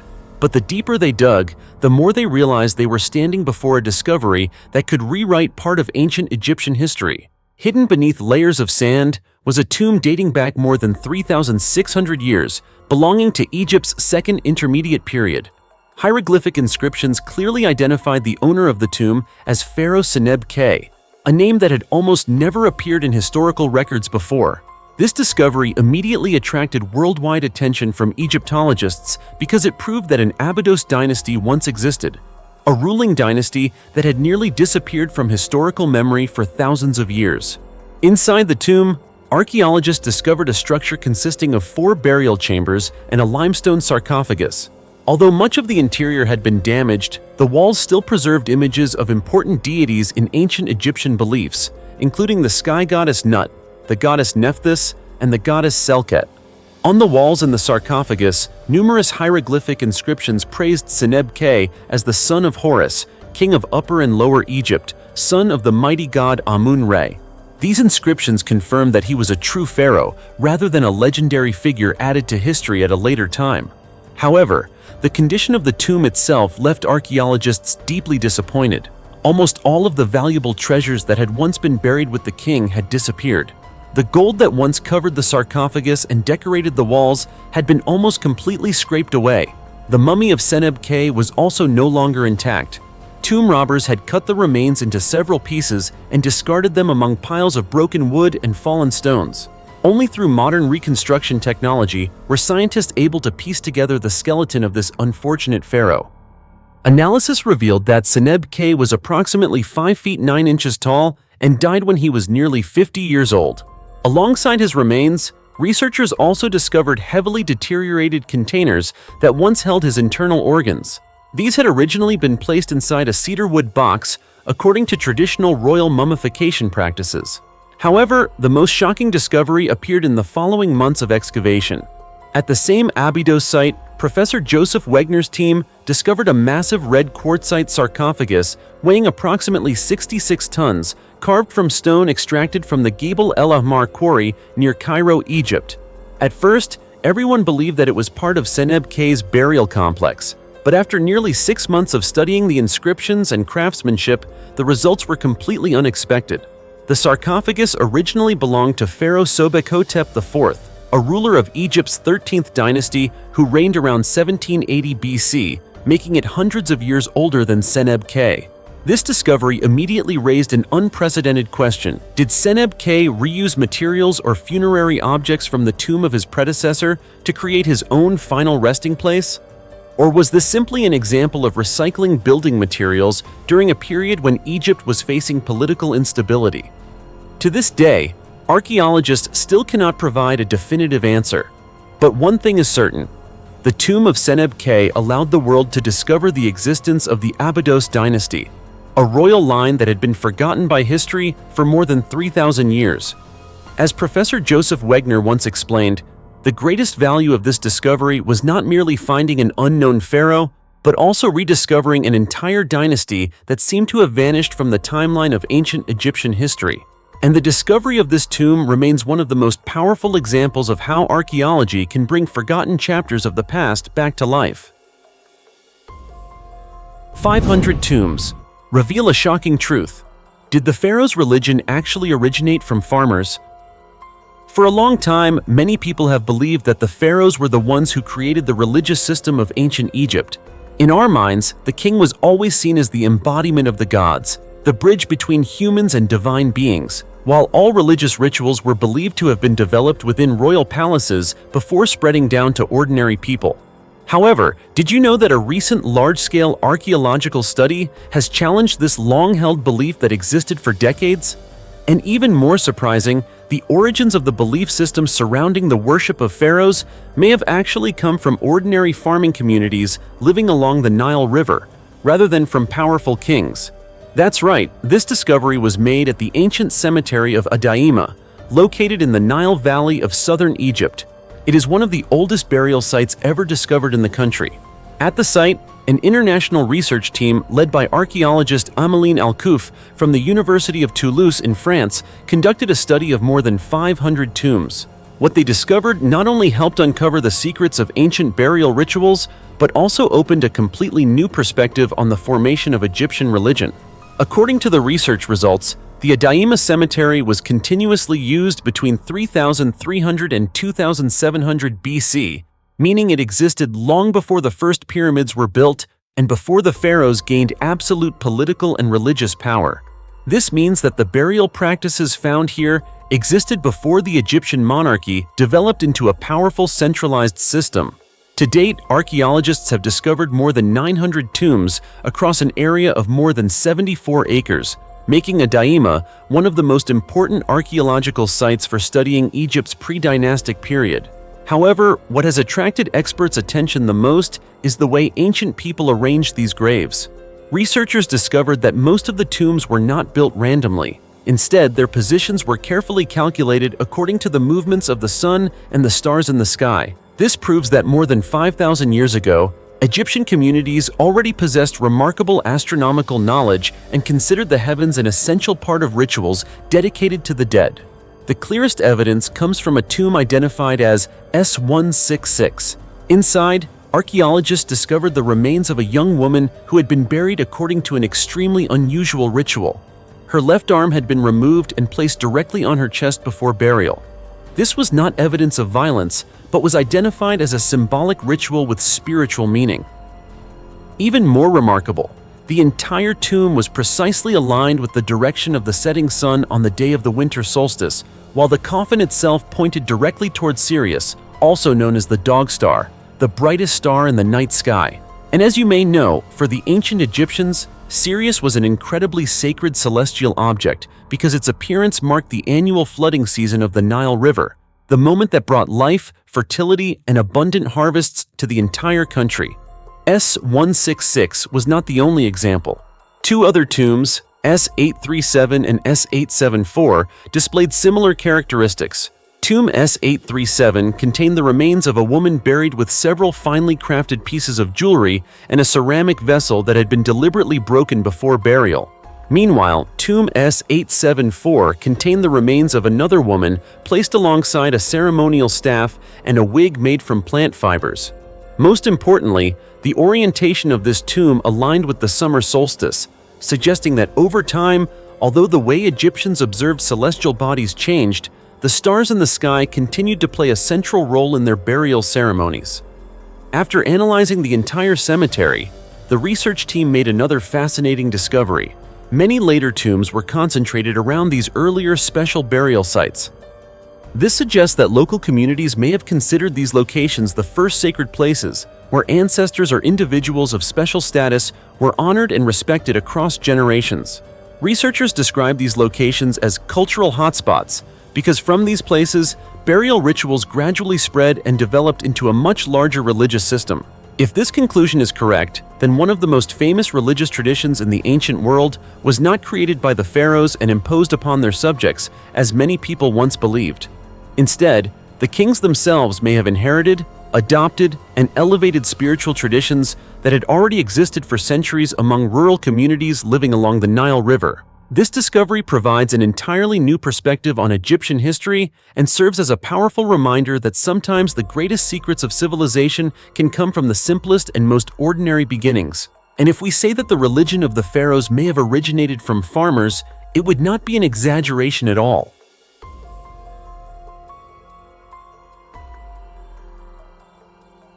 The secret staircase beneath the Nile, leading to a 3,500-year-old princess's chamber, a mystery still without an answer. After more than a century of excavations, many people once believed that ancient Egypt had almost nothing left to discover. However, as you can see, the land along the Nile River continues to surprise the entire world again and again, because sometimes all it takes is a small crack beneath the foot of a cliff, a staircase buried under layers of sand, or a seemingly lifeless wall to lead archaeologists toward secrets that have remained hidden for thousands of years. And the next discovery we are about to explore is a perfect example of this. From just a few stone steps hidden beneath the sand, scientists followed the clues and uncovered what is believed to be a royal burial site belonging to a member of the Egyptian royal family from around 3,500 years ago, a discovery that no one had ever expected. The site was discovered on the west bank of the Nile River, near the Valley of the Queens, in the city of Luxor, southern Egypt. This area is famous for being the burial place of many queens and princesses of the pharaohs during Egypt's New Kingdom period.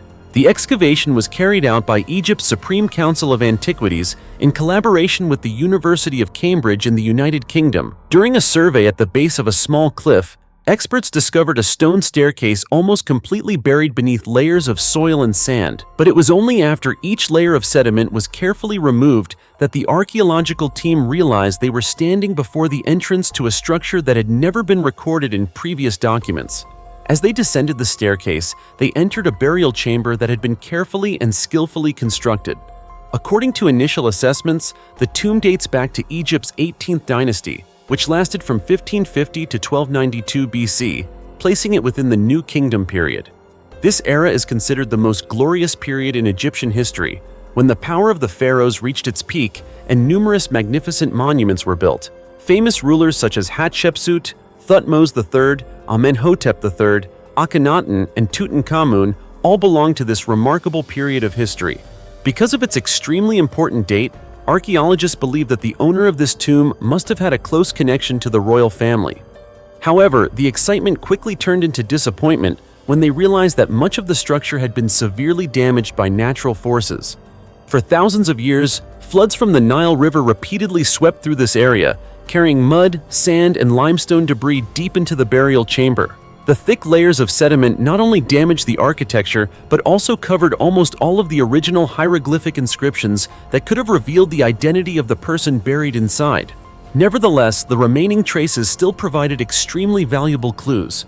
Based on the tomb's location, construction scale, and architectural style, many experts believe that this may have been the burial place of a princess from the Thutmosid royal family, or possibly the wife of one of the princes of the 18th dynasty. Of course, this remains only a scientific hypothesis because so far, no inscription has survived intact enough to confirm the exact identity of the tomb's owner. What gives researchers the greatest hope is that the deeper sections of the burial complex have not yet been fully excavated. They hope to discover a preserved mummy, a sarcophagus, or intact burial objects such as jewelry, pottery vessels, statues of gods, or ancient papyrus scrolls. A single artifact containing the name or title of the deceased could be enough to solve a mystery that has lasted for thousands of years. Furthermore, these discoveries could provide even more information about the life, social status, and burial traditions of the royal elite during the most prosperous era of ancient Egypt. This discovery once again proves that beneath the ground of Luxor, countless secrets are still waiting to be uncovered. Every excavation season brings new findings that astonish the archaeological world.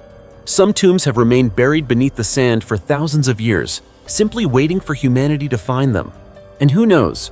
Perhaps just beyond the next stone doorway, there may still be the name of a forgotten royal family member whose story was accidentally erased from history. What do you think? If not, then let's continue to the next story together, because this time, archaeologists have discovered an extremely rare collection of mummy portraits, artworks that were once believed to have almost completely disappeared from Egypt for more than a century. So what secrets does this remarkable collection reveal? Let's explore and find out. The rarest collection of Egyptian mummy portraits, faces that came back to life after nearly 2,000 years. Dear friends, when we think of Egyptian mummies, most of us imagine coffins covered with layers of linen wrappings, with the remains of people who have rested silently for thousands of years inside. However, there is something you may not know. There is a type of treasure even rarer than the gold, silver, and precious jewels found inside ancient tombs. They are known as mummy portraits, artworks painted while the deceased were still alive and later placed over their faces during the burial process. Each portrait is like a photograph from nearly 2,000 years ago, allowing future generations to see the actual appearance of people who once lived in ancient Egypt. And what is truly astonishing is that after more than a century with almost no significant discoveries, archaeologists have unexpectedly uncovered another rare collection of these priceless artworks. The excavation site was located in the ancient city of Philadelphia, in the Fayum region of Egypt, approximately 75 miles southwest of Cairo. The city was founded during the Ptolemaic period between 304 and 30 BC and once served as an important agricultural center of the Egyptian kingdom. It was also a place where native Egyptians and Greeks lived side by side, creating a unique cultural exchange between two great civilizations. It was this special environment that gave rise to the famous artistic style now known by archaeologists as Fayum mummy portraits. During excavations at the ancient cemetery of Philadelphia, archaeologists discovered two complete portraits, along with several other portraits that were either partially finished or still in the process of being created. This was an extremely rare discovery because most mummy portraits of this type disappeared long ago. Bassem Gehad, the head of the excavation team, explained that the individuals buried with such valuable portraits almost certainly belonged to the middle or upper classes of Egyptian society during the Roman period.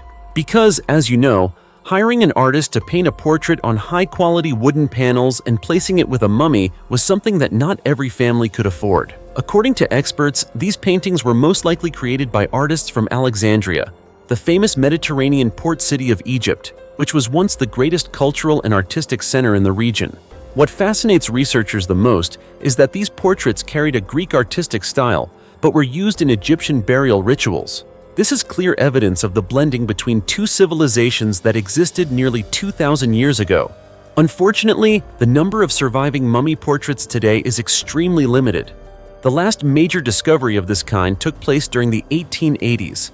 During the 19th century, many ancient cemeteries, including the Cemetery of Philadelphia, were heavily looted by tomb robbers. Instead of caring about the mummies or burial objects, these thieves only took the portraits and sold them to European collectors for extremely high prices. As a result, hundreds of priceless artworks were removed from Egypt and scattered across museums and private collections around the world. According to Susan Walker, an expert from the Ashmolean Museum at the University of Oxford in the United Kingdom, most of the stolen portraits were later sold to Austrian art dealer Theodor Graf.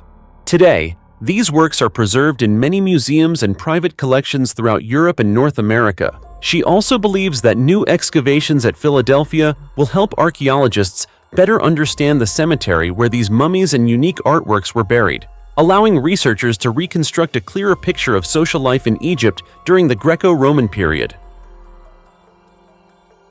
The world's only known double mummy, the Lady of Thebes and her unborn child mummified together. Did you know that throughout more than 2 centuries of studying Egyptian mummies, scientists have uncovered thousands of remains belonging to kings, nobles, and ordinary people? Each mummy carries its own unique story, but one particular case has amazed both archaeologists and forensic scientists alike. It was a mummy that had been mistakenly identified as male for nearly 200 years, until modern technology revealed a secret unlike anything ever discovered in history. Inside the body of this woman, an unborn fetus was still completely preserved. This discovery not only changed the entire record of the mummy, but also created the first and only known case of a double mummy in the world. This mysterious woman later became widely known as the Warsaw Mummy.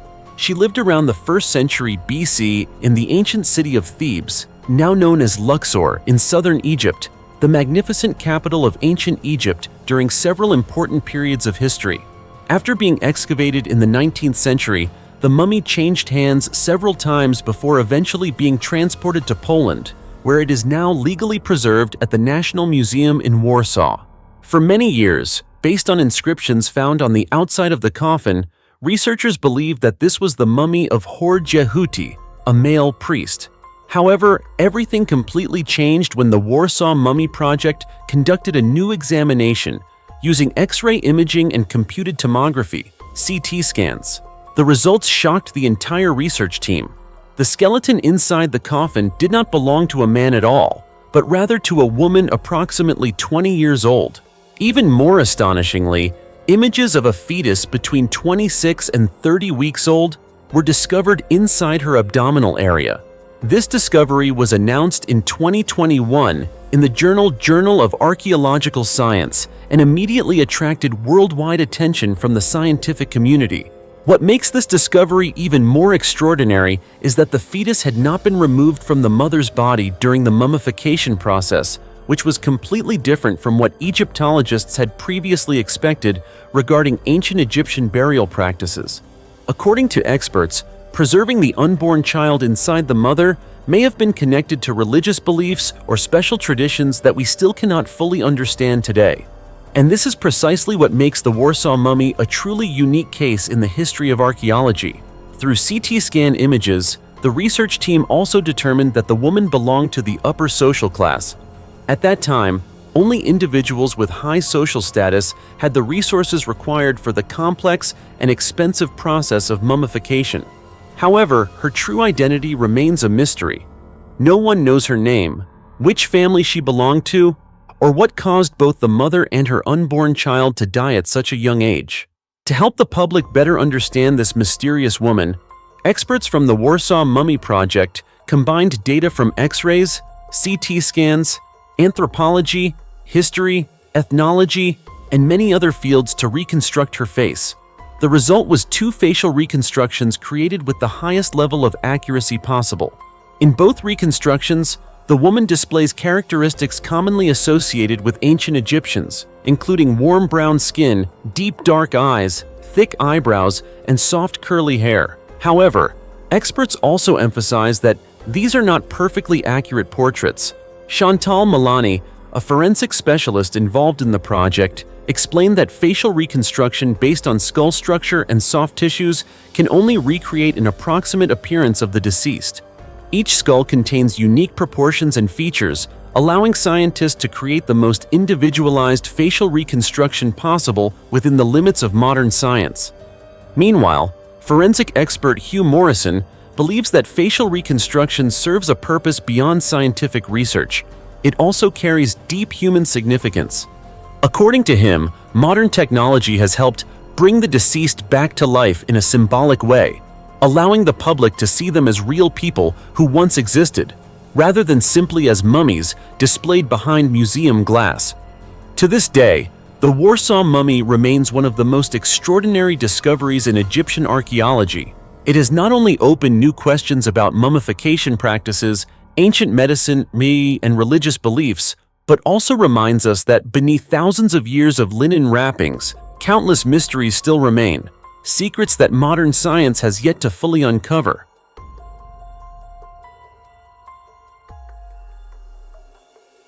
"2,500-year-old male and female mummies with golden tongues, a discovery that even tomb robbers feared." As you know, gold has always been something that humans have deeply desired. For thousands of years, countless Egyptian tombs were looted simply to obtain valuable objects made from precious metals like gold. However, one discovery has left archaeologists extremely puzzled. Inside 2 ancient tombs dating back more than 2,500 years, thieves had searched through almost everything of value, yet they deliberately left 2 golden tongues untouched, still resting inside the mouths of the deceased. So, was this simply an oversight? Or did even the most notorious tomb robbers fear touching an object believed to hold sacred meaning? That question continues to fascinate researchers to this day. To find the answer, experts from the research team of the University of Barcelona in Spain, in collaboration with Egyptian specialists, conducted excavations of 2 adjacent tombs dating back to the Saite period, or Egypt's 26th dynasty, approximately 2,500 years ago, at the ancient cemetery of Saqqara, located on the outskirts of Cairo, Egypt. During the excavation, the research team explained that although the 2 tombs were located next to each other, their preservation conditions were completely different. This provided valuable information about the lives and beliefs of ancient Egyptians.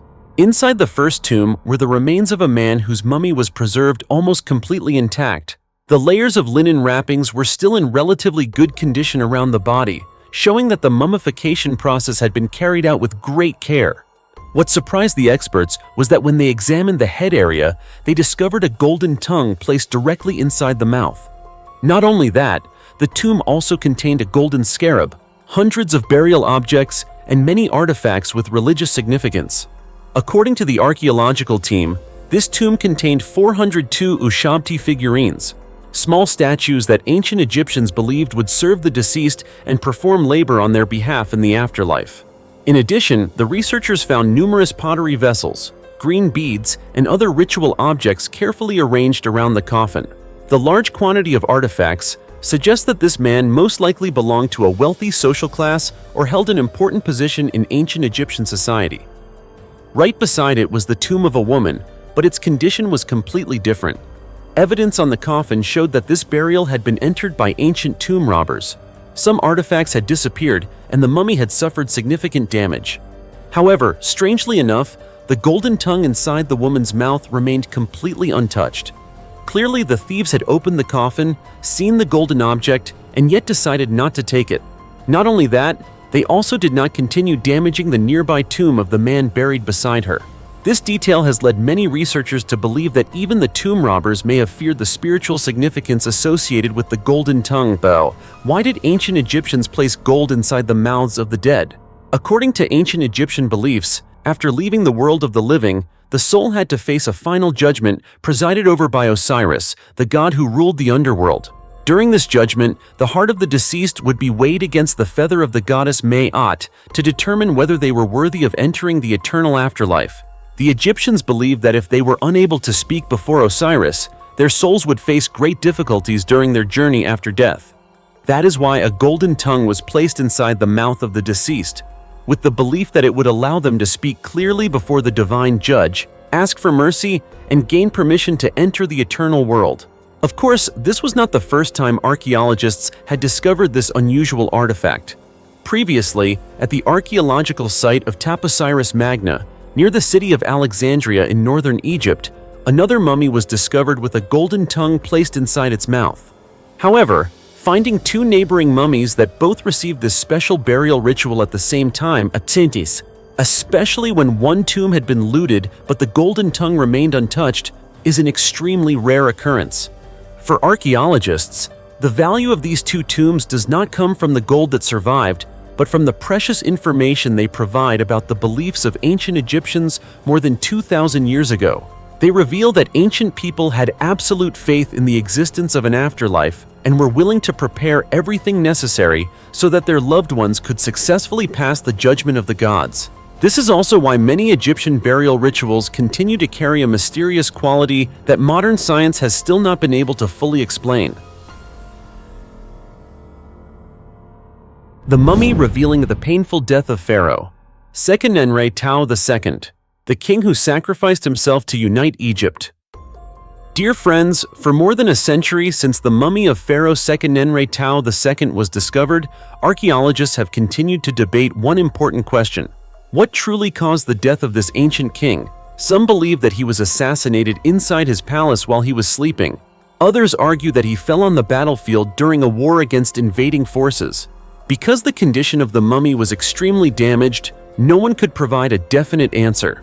However, thanks to modern computed tomography technology, the secret buried for more than 3,000 years has finally begun to be revealed. Seqenenre-Tao II was the pharaoh who ruled southern Egypt between approximately 1558 and 1553 BC. This was a period of great instability, when the northern Nile Delta region was controlled by the Hyksos, a group of people from Western Asia who invaded and ruled much of Egypt for more than a century, from approximately 1664 to 1569 BC. In a country divided by foreign occupation, Seqenenre-Tao II rose up to lead a resistance movement with the goal of reclaiming independence and reunifying Egypt. It was this struggle that transformed him into one of the most tragic and heroic rulers in ancient Egyptian history. The mummy of this pharaoh was discovered in 1861 at Deir el-Bahari, near Luxor in southern Egypt. From the very first examinations, researchers noticed that the head of the mummy showed numerous severe injuries. The skull was fractured in multiple places, the facial bones were deformed, and the soft tissues were almost completely destroyed. Because of these devastating wounds, many people believed that he had been assassinated while sleeping, without any chance to defend himself. However, a new study published by Egypt's Ministry of Tourism and Antiquities on February 17th completely changed this interpretation. Using two-dimensional and three-dimensional CT scanning technology, experts reconstructed the entire skull and mapped the locations of the injuries on the king's body. The results showed that the wounds did not come from a single direction, but appeared from multiple angles. This proves that Seqenenre-Tao II was attacked by several warriors at the same time, rather than being killed by a lone assassin inside his palace. Even more importantly, both of the pharaoh's arms showed signs of having been restrained behind his back. According to experts, he was likely captured alive on the battlefield and then executed by the Hyksos forces. The reason is that the wounds on his head closely match the types of battle axes, spears, and daggers used by the Hyksos, many of which are still displayed today at the Egyptian Museum in Cairo. Each injury had a different shape and angle of impact, suggesting that multiple soldiers took part in the execution of the Egyptian king. But what has impressed scientists is not only the tragic death of Seqenenre-Tao II, but also the remarkable skill of the ancient Egyptian embalmers. Previously, because the mummy was so badly damaged, many researchers believed that the mummification process had been carried out hastily in a temporary location. However, CT scan results proved the opposite. Royal embalmers used highly sophisticated techniques to conceal the wounds on the king's head by filling damaged areas with special materials before wrapping the body in linen. This method worked in a way similar to the use of filling materials in modern cosmetic surgery, helping preserve the king's dignified appearance as he entered the afterlife. Through analysis of his bone structure, scientists determined that Seqenenre-Tao II died at around 40 years old. Although his life was relatively short, he became a symbol of resistance against foreign invasion in Egyptian history. According to the research team's conclusion, the sacrifice of Seqenenre-Tao II inspired his successors to continue the fight. Later, his son and grandson completed the mission of driving out the Hyksos, reunifying Egypt, and opening the era of the New Kingdom, the most glorious period of ancient Egyptian civilization. It can be said that modern technology has not only helped uncover the cause of a pharaoh's death, but has also restored the honor of a king who was misunderstood for more than 150 years. He did not die inside his palace as many previous theories suggested. Instead, he most likely fell after fighting until his final moments for the survival and future of his nation. Do you think this story is truly remarkable? Share your thoughts in the comments below. The giant pharaoh, Senacht, the nearly 6'7" tall king, who ruled Egypt more than 5,000 years ago. When we think of the pharaohs of ancient Egypt, we usually imagine powerful kings wearing magnificent clothing and the iconic crowns that represented their supreme authority. But few people know that ancient Egyptian history may have also included a ruler who was known as a giant. That ruler was Pharaoh Senacht. According to numerous archaeological studies, he may have stood nearly 6 feet 7 inches tall, a height that seems almost unimaginable for a person who lived more than 5,000 years ago. Senacht is believed to have been a king of Egypt's third dynasty during the Old Kingdom period, ruling approximately 5,000 years ago. However, information about him remains extremely limited. Unlike famous pharaohs such as Djoser or Ramesses II, Senacht's name appears only sporadically in a few ancient records and surviving archaeological artifacts. Because of this, even his exact position within the timeline of Egyptian rulers remains a subject of debate among Egyptologists to this day. According to the writings of historian Manetho and the Turin King List, Senacht may have ruled for around 18 years. However, many scholars believe that this number is still not supported by enough evidence to be confirmed. Some experts even question whether he was truly the founder of the Third Dynasty, as some ancient records have suggested. The reason is that recent excavations at Abydos, Egypt, have revealed new evidence showing that the history of this period was far more complex than previously believed. What makes Senacht especially fascinating is not only his mysterious identity, but also the skeleton believed to have belonged to him. In 1901, during excavations at Beit Khalaf in Soha Governorate, southern Egypt, archaeologists discovered the remains of a male skeleton with unusually large proportions. The skeleton was found near Tomb K2, a location where several relief fragments bearing the name Senacht had previously been discovered. Because of this connection, many researchers believe that these remains may belong to the mysterious pharaoh. After multiple analyses, experts determined that the individual represented by the skeleton had a height of nearly 6 feet 7 inches. Today, such a height may not seem extraordinary. However, more than 5,000 years ago, when the average height of Egyptian men was only around 5 feet 6 inches, this individual would have been an extremely rare exception. According to Michael Habicht, an Egyptologist from the Institute of Evolutionary Medicine at the University of Zurich in Switzerland, this significant difference in height makes Senacht a unique case in the history of human anthropology. But the research did not stop there. Habicht and his colleagues continued examining the skull and long bones of the remains. The results showed signs of excessive bone growth, a characteristic commonly associated with gigantism caused by abnormalities in growth hormone production. This conclusion suggests that Astonished was not only one of the tallest pharaohs ever known, but may also represent one of the earliest known cases of ancient gigantism in human history. This discovery holds special importance for modern medicine because it helps scientists better understand how this condition developed and changed throughout thousands of years of human history. However, many mysteries still remain unanswered.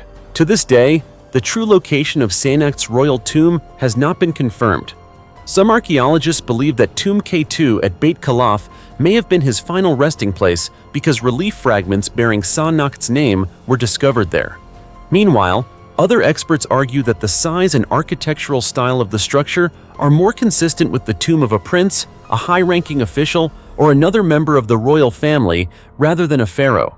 The lack of historical records combined with inconsistent archaeological evidence has made Astonished one of the most mysterious figures in ancient Egyptian history.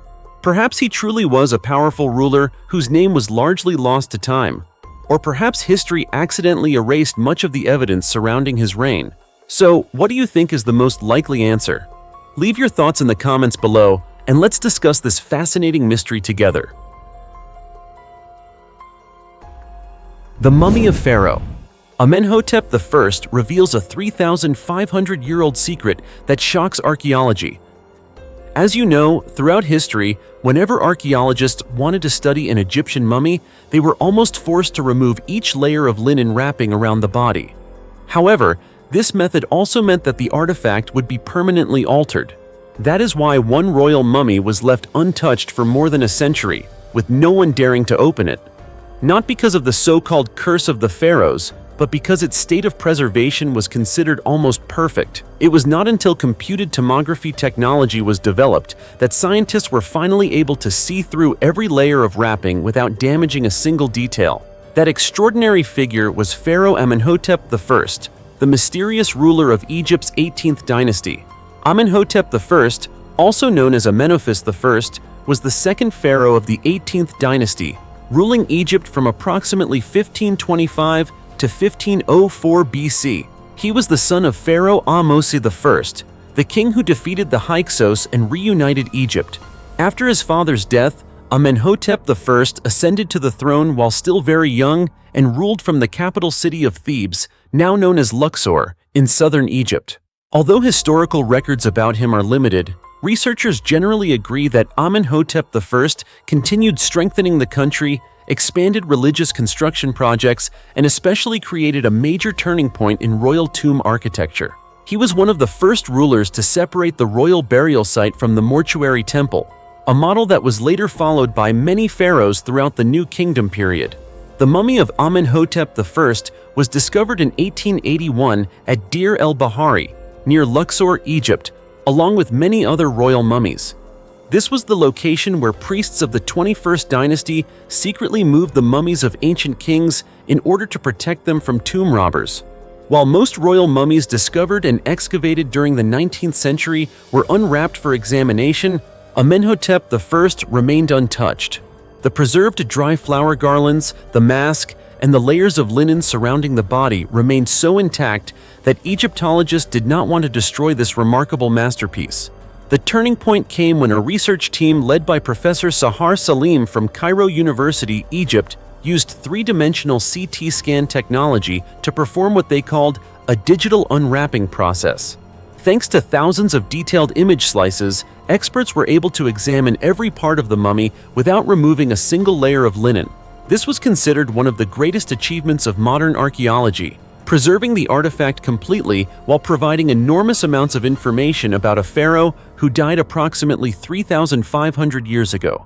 The research results revealed that Amenhotep I died at around 35 years old, stood approximately 5 feet 6 inches tall, and had a relatively well-proportioned appearance.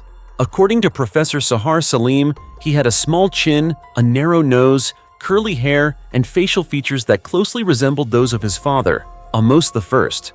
What surprised experts even more was that his teeth remained almost perfectly preserved and remarkably straight, something extremely rare for someone who lived more than 3,000 years ago. CT images also revealed that Amenhotep I had been circumcised, a common practice among Egyptian nobles during that era.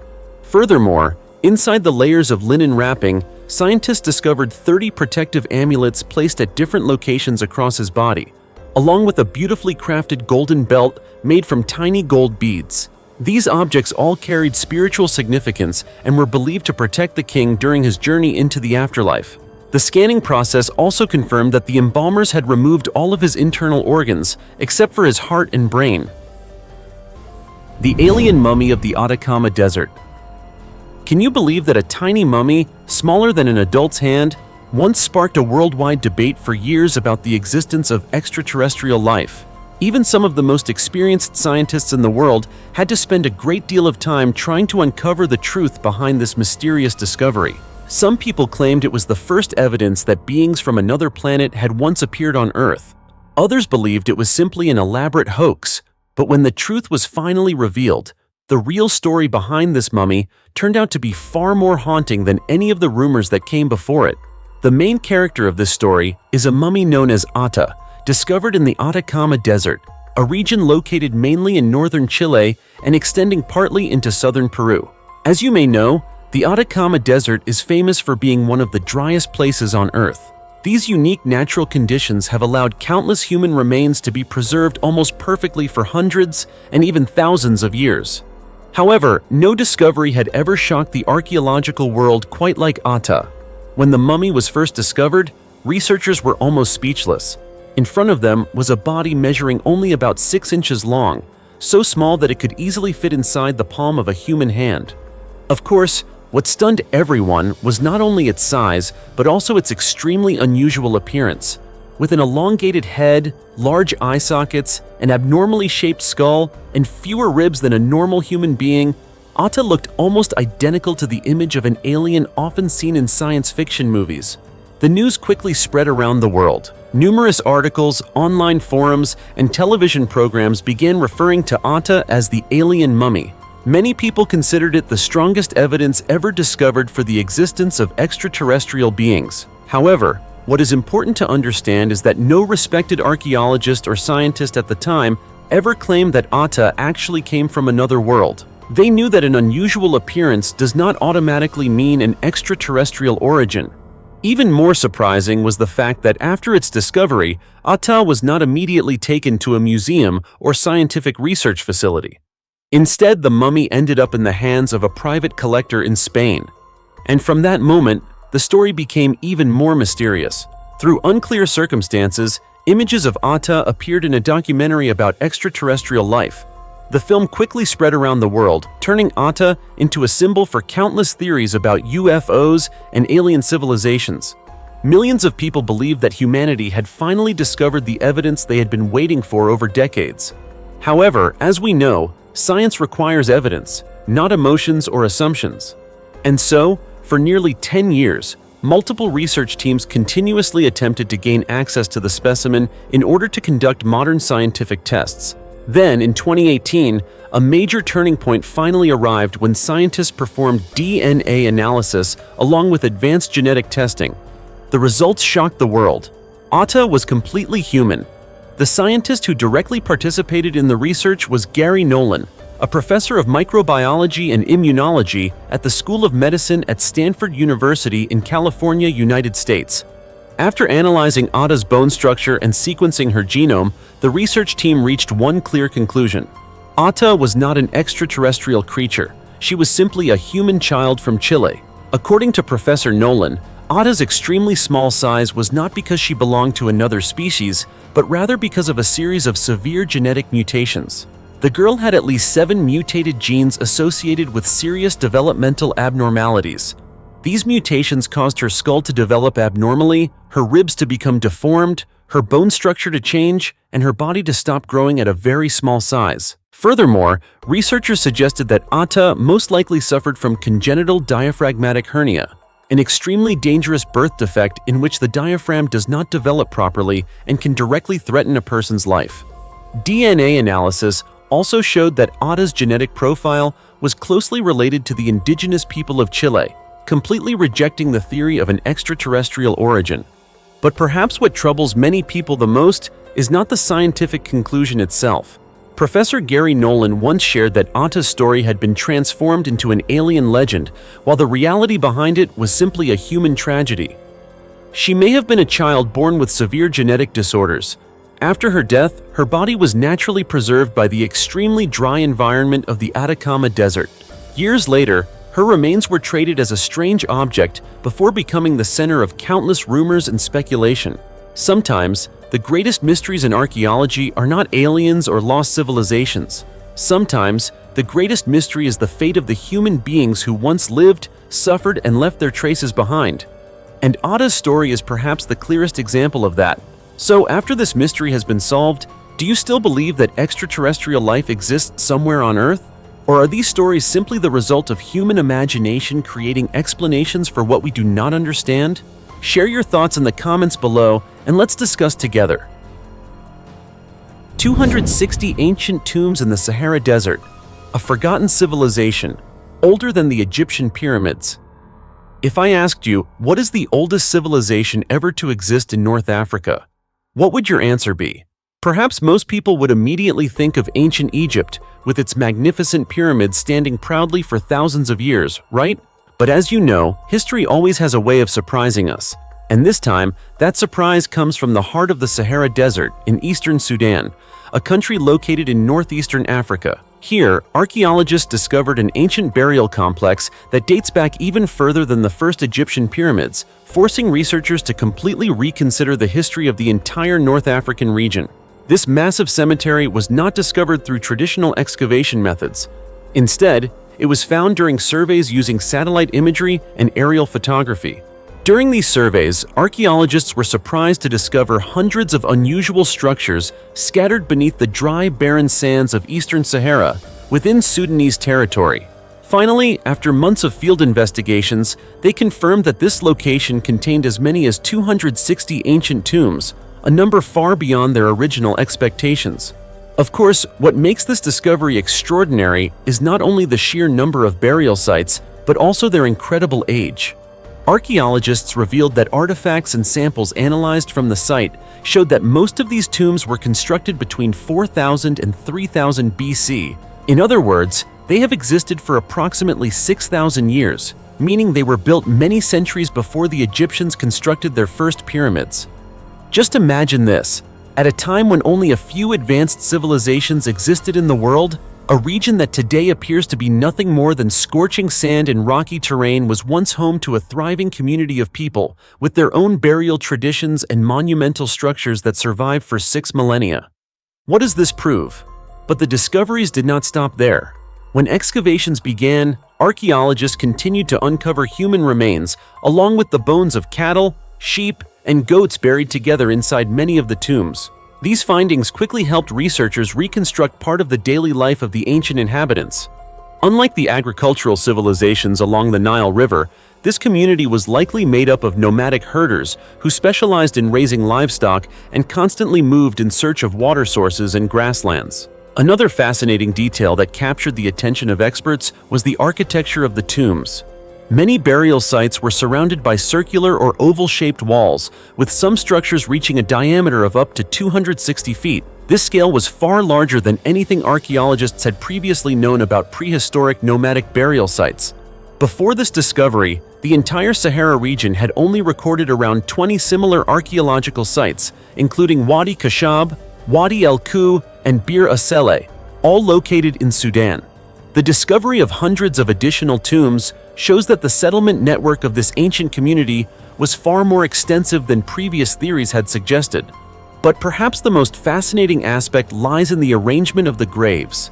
After analyzing the burial patterns, researchers noticed that some larger tombs were positioned at the center, while many smaller tombs were built around them. According to experts, these larger tombs may have belonged to leaders or individuals with higher social status, while the surrounding smaller graves likely belonged to other members of the community. Of course, this remains only a hypothesis, but if this interpretation is correct, it would mean that nomadic societies around 6,000 years ago already had a clear social hierarchy, something that was previously believed to exist mainly in more developed civilizations. This discovery also raises another important question. Why did these herders bury so many valuable animals with the dead when those animals were actually their most important resources for survival? According to archaeologists, the answer may lie in the symbolic value of livestock. In nomadic societies, the number of cattle, sheep, or goats directly represented the wealth and power of a family. Therefore, burying animals together with their owners may have been a way to display social status even after death. Some experts even compare this practice to the way modern people display expensive possessions to demonstrate their position and success. The more researchers study these tombs, the clearer the picture of ancient life becomes. Between 4000 and 3000 BC, North Africa entered a period known as the African Humid Period. During that time, the Sahara looked completely different from the dry desert we know today. Vast grasslands, natural lakes, and fertile regions stretched across the area, creating ideal conditions for raising livestock. However, the climate gradually changed. Rainfall became increasingly scarce, lakes began to disappear, and grasslands slowly vanished. The Sahara gradually transformed into the largest hot desert on Earth, just as we know it today. Researchers discovered that many of the burial sites were located near ancient lakebeds, former wetlands, or water sources that disappeared thousands of years ago. This suggests that these nomadic communities followed water sources in order to sustain both their people and their livestock. Even more remarkably, archaeological evidence shows that they did not return to this area only once. For centuries, and even into the first millennium BC, different generations continued to use this location as a cemetery.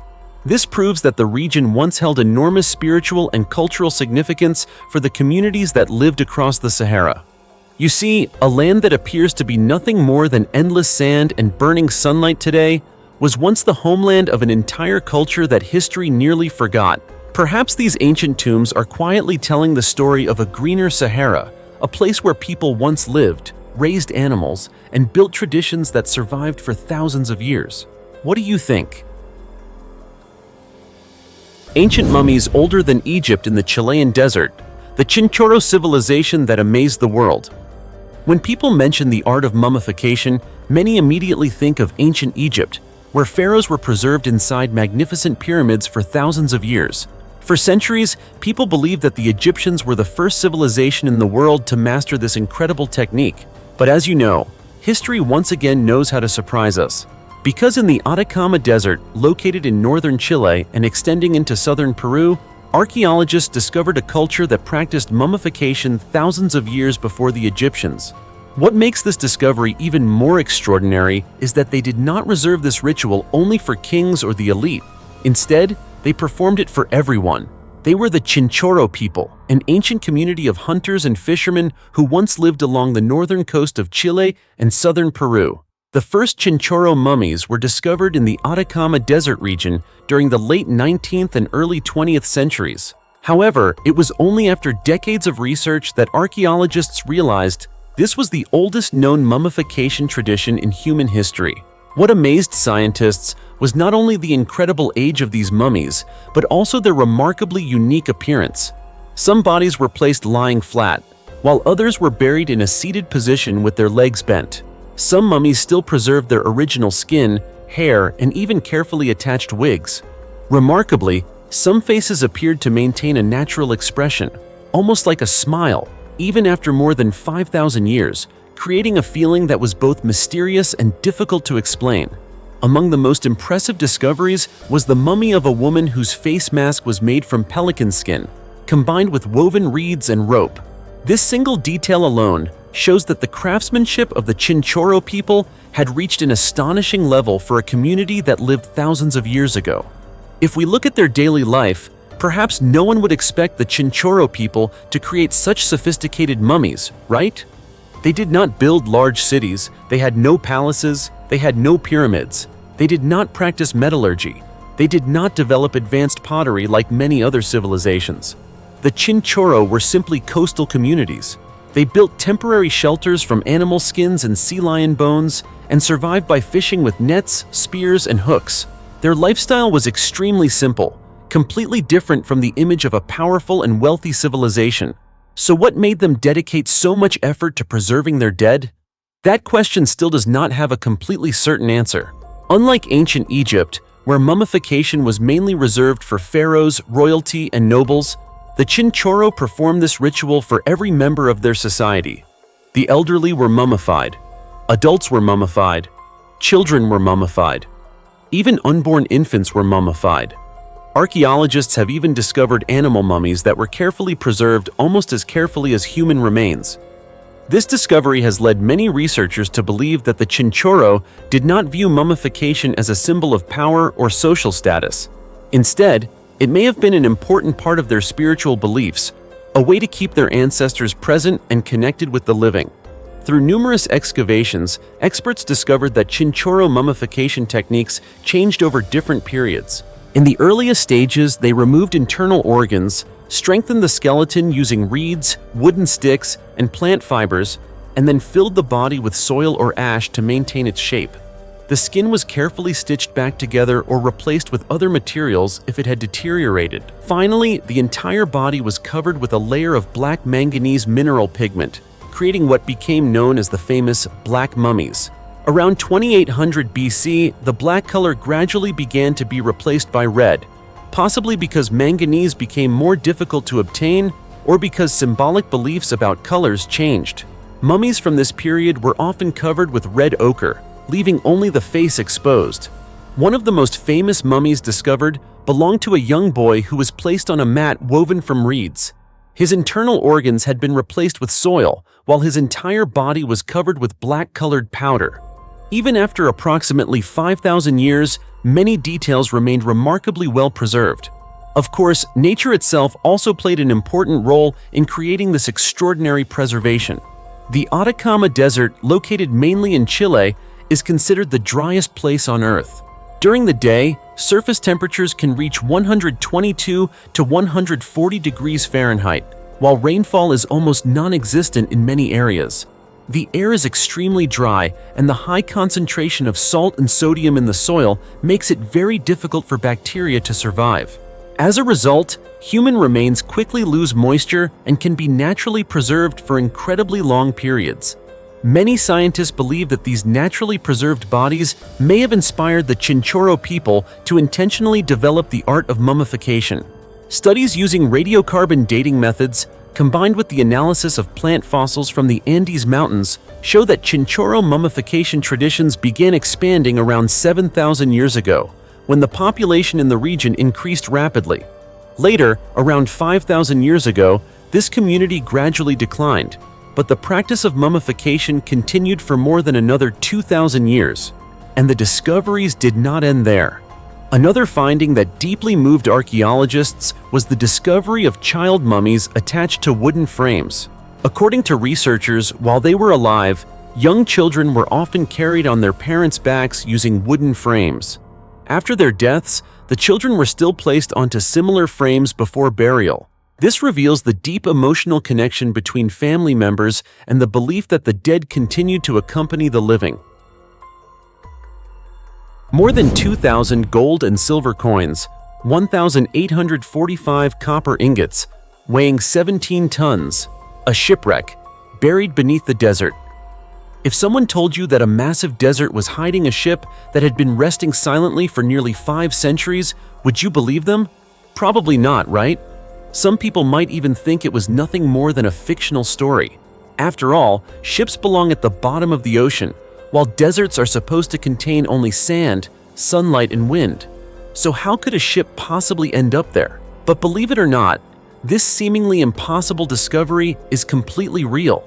And when the ship was finally excavated, what was found inside left both archaeologists and historians around the world absolutely stunned.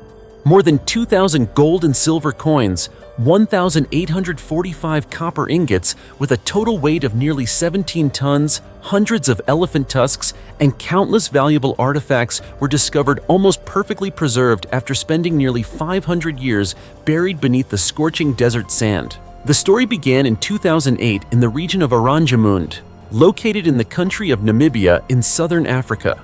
This coastal area is famous for its diamond mines, where the enormous dunes of the Namib Desert stretch all the way to the shores of the Atlantic Ocean. While workers were carrying out diamond mining operations there, they unexpectedly discovered large wooden beams and pieces of metal emerging from beneath the sand. At first, no one believed it was an archaeological discovery.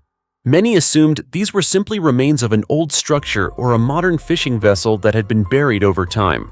But as excavation continued, more and more ancient artifacts began to appear. Gold and silver coins, metal bars, ceramic fragments, and other historical objects slowly emerged from the sand. Immediately, the area was sealed off, so archaeologists could begin a detailed investigation. After months of research, experts determined that the remains belonged to a 16th century Portuguese merchant ship. The discovery quickly became known as the Aranjamund shipwreck, named after the location where it was found. However, after comparing historical documents, researchers reached an even more astonishing conclusion. The ship was most likely the Bom Jesus, a famous Portuguese trading vessel that mysteriously disappeared during a voyage to India in 1533. According to historical records, the Bom Jesus departed from Lisbon, Portugal on March 7, 1533. The mission of the ship was to transport goods to India and return to Europe carrying spices, precious metals, and other valuable products. At that time, Portugal was one of the world's greatest maritime powers, controlling a vast trading network stretching from Europe to Africa and Asia. But then, the Bom Jesus disappeared. No warning signal. No sailors ever returned. No records explained what had happened. For hundreds of years, the fate of the ship remained only a mystery, mentioned in historical documents. Until the discovery in 2008. What makes this discovery especially remarkable is the location of the shipwreck. Today, the remains of the vessel lie in the middle of a dry desert region, quite far from the current shoreline. In reality, when the Bom Jesus sank, this area was still part of the coastline. Over time, sand from the Namib Desert continuously shifted and gradually covered the ship, layer by layer. After nearly 5 centuries, the entire vessel had almost completely disappeared beneath a massive sea of sand. Ironically, this thick layer of sand became a natural, safe deposit box, protecting the ship from ocean waves, currents, and oxidation. When archaeologists began excavating the site, they could hardly believe their eyes. Inside the remains of the ship were more than 2,000 gold and silver coins, preserved in remarkable condition. These coins had been minted in different European kingdoms, reflecting the enormous trading network of Portugal during that era. But the discoveries did not stop there. Researchers also uncovered 1,845 copper ingots, weighing nearly 17 tons in total. This was an enormous amount of metal for a 16th century merchant ship. According to experts, this copper was most likely intended for trade at ports throughout Africa and Asia. Another discovery that attracted special attention from scientists was the presence of 105 elephant tusks. Through DNA analysis, researchers determined that these tusks came from West African elephants. This revealed that before heading toward India, the ship had likely stopped at trading ports along the West African coast to acquire ivory, an extremely valuable commodity at the time. In addition to gold, silver, copper, and ivory, archaeologists also discovered many other artifacts, including pottery, navigation tools, weapons, and everyday objects belonging to the ship's crew. Together, these discoveries provide a vivid picture of life aboard long-distance ocean voyages nearly half a millennium ago. What surprised experts even more was the remarkable preservation of the ship itself. Many wooden sections still maintain their original shape. This is extremely rare for a shipwreck nearly 500 years old. However, hidden among this enormous treasure was one mysterious absence: the crew. A large ship like the Bom Jesus could have carried around 200 people. Yet throughout the entire excavation process, archaeologists found no human remains. So what happened to them? Were they all swept away by the ocean? Or did some survive and manage to reach the coast of Namibia? To this day, there is still no definite answer. Many historians believe that after the ship was pushed toward the shore by a powerful storm, some sailors may have survived the wreck. However, the coastline of Namibia is known for its extremely harsh conditions. On one side lies the cold Atlantic Ocean, influenced by the Benguela Current. On the other side stretches the dry and unforgiving Namib Desert, extending for hundreds of miles. Without fresh water and food supplies, the chances of survival would have been incredibly low. And so, After many years, those questions remain unanswered. It is truly difficult to understand. What do you think happened to those unfortunate sailors, and why did they leave behind absolutely no trace? Share your thoughts in the comments below, and let's discuss together. More than 25 giant drawings in the Peruvian desert, the secret of a civilization that came before the Nazca lines.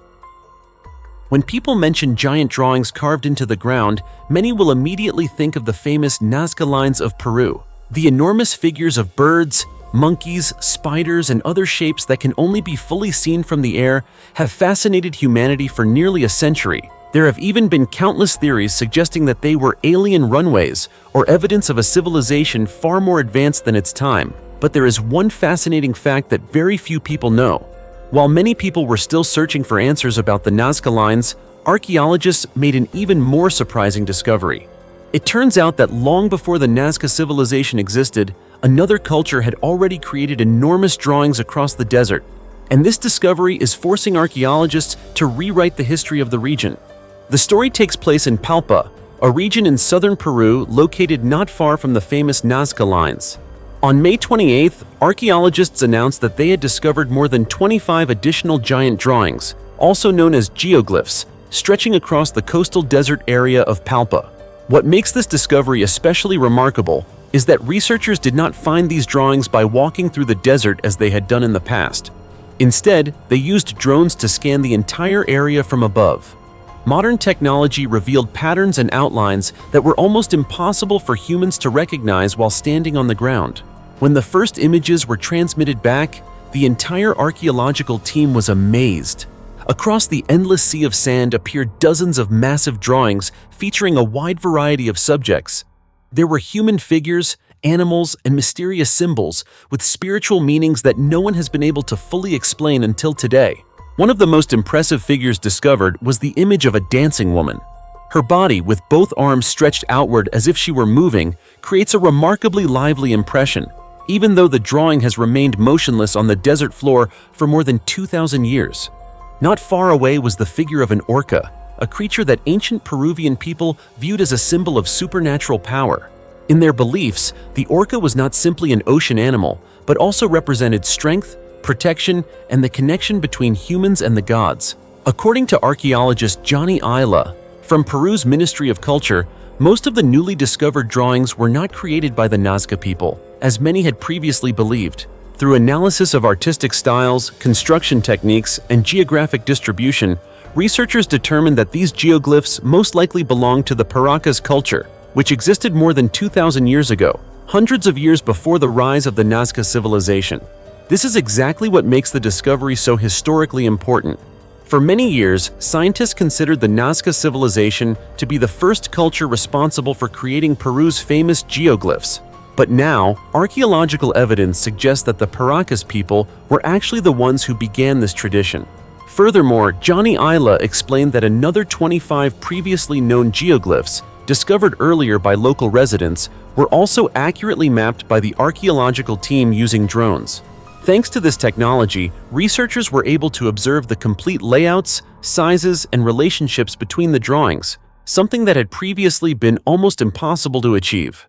According to experts, the use of drones is creating a revolution in archaeology.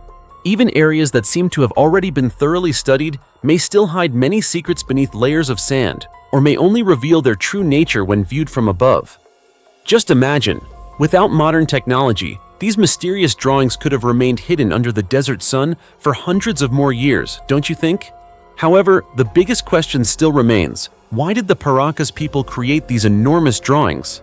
Until now, there is no single agreed-upon answer. Some archaeologists believe they were ritual symbols created to honor gods or ask for successful harvests. Another theory suggests that they served as giant landmarks, helping groups of people navigate across the vast desert landscape. Others believe that the geoglyphs were places where communities gathered for ceremonies, allowing humans to communicate with the divine through symbols that could only truly be seen from the sky. Of course, all of these ideas remain only theories, but regardless of their true purpose, creating drawings stretching tens or even hundreds of meters across the desert using simple tools more than 2,000 years ago was undoubtedly an extraordinary achievement, wouldn't you agree? Now let's take a closer look at the Paracas culture. According to archaeological research, this civilization began developing after approximately 800 BC in the Chincha, Pisco, and Ica valleys, located north of Palpa, Peru. Later, this community expanded into the Nazca Valley and throughout the wider Palpa region. Paracas society was governed by a priestly class that played a central role in religious life. They were also famous for their advanced textile production, pottery craftsmanship, and agricultural techniques, which were highly developed for their time. Because of this, many experts believe that the geoglyphs were not created randomly. Behind every line and shape was careful planning to create enormous figures that could only be viewed properly from above. The Paracas people must have possessed advanced abilities in measurement, proportion, and large-scale organization of labor. This is what continues to impress archaeologists the more they study these mysterious creations. Today, when airplanes fly over the Palpa region, passengers can still see some of these figures clearly displayed across the golden desert landscape. Even after more than 2,000 years, many geoglyphs have maintained their astonishing shapes thanks to the extremely dry climate of Peru's coastal desert. This truly is a fascinating discovery, isn't it? Hundreds of dead cities in the Syrian desert, a thriving civilization that disappeared without a trace. My dear friends, have you ever imagined that in the middle of a harsh desert, where the daytime heat can be intense enough to destroy life, while nighttime temperatures can drop to freezing levels, there could once have been hundreds of prosperous cities? It may sound impossible, right? But this is actually a historical fact. What is even more fascinating is that these cities were not suddenly destroyed by war, nor were they wiped away by a massive earthquake. Instead, they were gradually abandoned by their own inhabitants, eventually buried beneath the dust and sand of time for more than 1,000 years. Even today, the true reason why an entire urban region transformed into a group of dead cities remains one of the biggest questions that continues to spark debate among archaeologists. So what really happened to these mysterious cities? Who were the people who once lived there? Let's travel together to the northern Syrian desert to uncover their forgotten story. Located in the Syrian Arab Republic, a country in Western Asia, this region has an extremely harsh climate. During summer, daytime temperatures often exceed 104 degrees Fahrenheit, while nighttime temperatures can drop dramatically. Rainfall is extremely limited. Hot winds and powerful sandstorms frequently sweep across the landscape, making this one of the most challenging environments in the Middle East. Today, when standing in this region, all we see are stretches of white stone, collapsed walls, and ancient roads covered by sand. It is difficult to believe that this place was once a thriving center of trade and civilization. In 1862, French archaeologist Emsa Dawalgai was the first person to record and announce the discovery of hundreds of ancient settlements buried in this northern Syrian desert region. As layers of sand were gradually removed, archaeologists were greeted by a scene that left them amazed. Stone walls were still standing.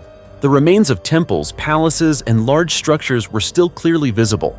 Many paved roads could still be traced even after thousands of years. Although time had eroded much of the landscape, the scale of these structures revealed that these were once carefully planned and organized cities. However, what affected researchers the most was not only the ruins themselves, but the overwhelming silence. No voices of people, no camel caravans, no crowded marketplaces, only the sound of wind passing through broken stone walls and sandstorms sweeping across abandoned streets. Because of this haunting atmosphere, archaeologists later gave this region a name that perfectly captured its mystery: the Dead Cities. According to many historical records, more than 6,000 years ago, this area was already located along important transportation routes connecting Syria with regions in both the east and the west. It was considered one of the ancient trade corridors where merchants frequently traveled to exchange goods, cultures, and knowledge. Thanks to this strategic location, the cities in the region developed rapidly. Homes were built closely together. Temples, public squares, and major buildings were constructed one after another. A land surrounded by desert became a meeting place for many different civilizations. But then, what caused everything to disappear? That is the question researchers have been trying to answer for more than a century. One of the earliest theories suggested that the cause was economic decline. According to this idea, in 611 AD, the Persian Empire captured Antioch, an important city in the region. This event disrupted trade routes connecting the area with Western territories. When merchant caravans stopped passing through, goods could no longer circulate as they had before. Markets gradually became empty. Trade declined, causing the local economy to collapse. For cities that depended heavily on commerce, this was a devastating blow. Over time, more and more residents left their homeland in search of better opportunities elsewhere. However, not all archaeologists agree with this explanation. Many experts believe that trade was only part of the problem. The decisive factor may have been something far more fundamental: water. Today, when looking at this landscape, it is difficult to imagine that this region once had a relatively advanced system of rivers, canals, and water storage facilities. But even those systems could not withstand long-term climate changes. If years passed without sufficient rainfall, reservoirs gradually dried up. Irrigation sources disappeared. Livestock lost access to grazing areas. People no longer had enough water to survive. In a desert environment, water has always been the most valuable resource. Once the water disappeared, every building, every city, and every economy became impossible to maintain. Additionally, some historians believe that the expansion of the Byzantine Empire in nearby regions also contributed to population movement toward areas with more favorable living conditions. Over time, the population slowly declined. Homes were left empty. Markets stopped operating. Temples were abandoned. And eventually, an entire urban landscape disappeared into history. However, what fascinates archaeologists the most is not only the collapse of these cities, but their incredible creation in the first place. How were ancient people able to build such large stone structures in such an unforgiving environment? Where did they obtain their water? How did they grow food? How did they support thousands of inhabitants in a place that appears to contain nothing but sand and sunlight? To this day, many of these questions remain unanswered. Every new excavation only helps us piece together a few more fragments of this much larger historical puzzle. It is truly a fascinating mystery, isn't it? But hopefully in the future, archaeologists will be able to uncover more answers to these forgotten stories. Until then, let us continue waiting and discovering what secrets these ancient dead cities still have to reveal. DNA. From the remains of two 7,000-year-old women reveals a mysterious human lineage that once lived in the Green Sahara. Have you ever imagined that the place known today as the largest hot desert on Earth was once a lush green landscape filled with lakes, grasslands, and countless species of animals? If we could travel back in time around 10,000 to 15,000 years ago, we might not even recognize the Sahara we know today. The endless sand dunes stretching toward the horizon would no longer exist.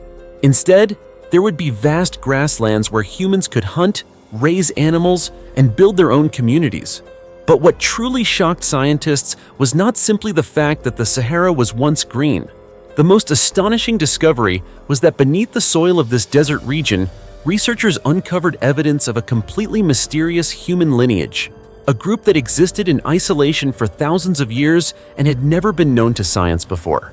This discovery is considered one of the most important archaeological and genetic findings about North Africa in recent years. As you may already know, the Sahara Desert today stretches across 11 countries in North Africa, covering an area nearly equivalent to the size of the United States or China. It is one of the harshest environments on the planet. However, according to a study published in the journal Nature, between approximately 14,500 and 5,000 years ago, the Sahara looked completely different. Scientists call this period the African Humid Period. Abundant rainfall transformed dry desert landscapes into green savannas. Lakes, rivers, and wetlands appeared across the region, creating ideal conditions for countless species of animals to thrive. Elephants, giraffes, hippos, and many other large animals once lived there. Humans also chose these fertile lands as places to settle. One of the most important archaeological sites studied is Takar Kori, located in southwestern Libya in North Africa. Takar Kori is a natural rock shelter that was used by humans as a place of habitation thousands of years ago. It was here that archaeologists discovered the remains of two women who lived approximately 7,000 years ago. At first glance, this may have seemed like an ordinary archaeological discovery, but when scientists conducted DNA analysis, everything changed. A research team led by Professor Johannes Krauss from the Max Planck Institute for Evolutionary Anthropology in Germany successfully reconstructed the genomes of these two women. This became the first complete genetic data ever obtained from people who lived during the time when the Sahara was still green. The results surprised the entire scientific community. The two Takarkori women did not belong to any previously known ancient human population. Instead, they were descendants of a separate human lineage that had remained isolated for thousands of years. According to Professor Krauss, the most astonishing fact was that their genomes showed almost no signs of mixing with populations from sub-Saharan Africa, the Middle East, or prehistoric Europe. In other words, for a very long period of time, this community lived almost completely separated from the rest of the world. Just imagine, while many other human groups were constantly migrating, interacting, and mixing with neighboring populations, there was still another group that preserved its own genetic characteristics for thousands of years. Isn't that something very few scientists could have expected before? What makes this discovery even more fascinating is that archaeological evidence shows the Takarkori people were not primitive or isolated in terms of culture. On the contrary, they were skilled herders who raised domesticated animals. During excavations, archaeologists discovered many artifacts, including stone tools, wooden objects, animal bones, pottery, woven baskets, and even carefully carved small sculptures. These findings prove that they had built a stable community with a relatively rich cultural life. However, one question continues to puzzle scientists. If animal herding techniques originated from other regions, why does Takarkori DNA show almost no evidence of genetic mixing with outside communities? According to Professor Johannes Krauss, this is the most mysterious aspect of the study. He suggests that the Takarkori people adopted livestock herding techniques but did not absorb the genetic ancestry of the groups that introduced those practices. In other words, they adopted cultural knowledge while maintaining genetic isolation. This is an extremely rare phenomenon in human history. By comparing genomes, researchers also discovered that the ancestors of the Takarkori people separated from sub-Saharan human populations around 50,000 years ago. This was also the period when many groups of Homo sapiens began leaving Africa, migrating into the Middle East, and later spreading into Europe and Asia, becoming ancestors of most modern populations outside Africa. According to the research team, the Takarkori lineage may represent one of the last remaining traces of the genetic diversity that once existed in North Africa between approximately 50,000 and 20,000 years ago. This is an extremely important hypothesis because it suggests that the genetic history of North Africa is far more complex than scientists previously believed. Another discovery that attracted significant scientific attention was the amount of Neanderthal DNA found in the Takarkori remains.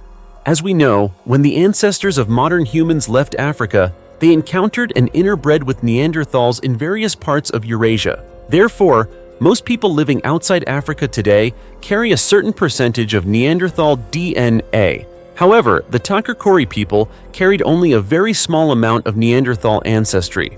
This suggests that they had very limited contact with populations outside Africa throughout their history. But then, what happened to them? According to researchers, around 3000 BC, the African humid period came to an end. The climate began changing rapidly. Lakes gradually dried up, grasslands disappeared. The Sahara once again transformed into one of the hottest and driest regions on Earth. The Takarkori community gradually disappeared as their environment changed. However, they did not completely vanish from history. Professor Krauss explained that genetic traces of this lineage still exist among some modern North African populations today. This means that although the Takarkori community no longer exists as a separate society, part of their legacy continues to survive within the DNA of modern humans. This discovery not only helps us better understand the history of the Sahara, but also provides a completely new perspective on human evolution and migration. It can be said that every ancient DNA sample is like a lost page from the book of human history. And only by decoding these genetic clues can we truly understand how rich, complex, and surprising the story of humanity's past really is. Dear friends, today's journey has taken us across some of the driest deserts on Earth to uncover archaeological discoveries that have amazed the entire scientific community. Every mummy, every buried city, and every ancient trace reminds us that history still holds countless secrets waiting to be discovered. So, in your opinion, which discovery impressed you the most throughout today's journey? Let us know your thoughts in the comments below. And if you enjoyed this video, don't forget to hit the like button, subscribe to the Ancient History channel, and turn on notifications so you won't miss our next fascinating journeys of exploration. For now, goodbye, and I'll see you again in the next video.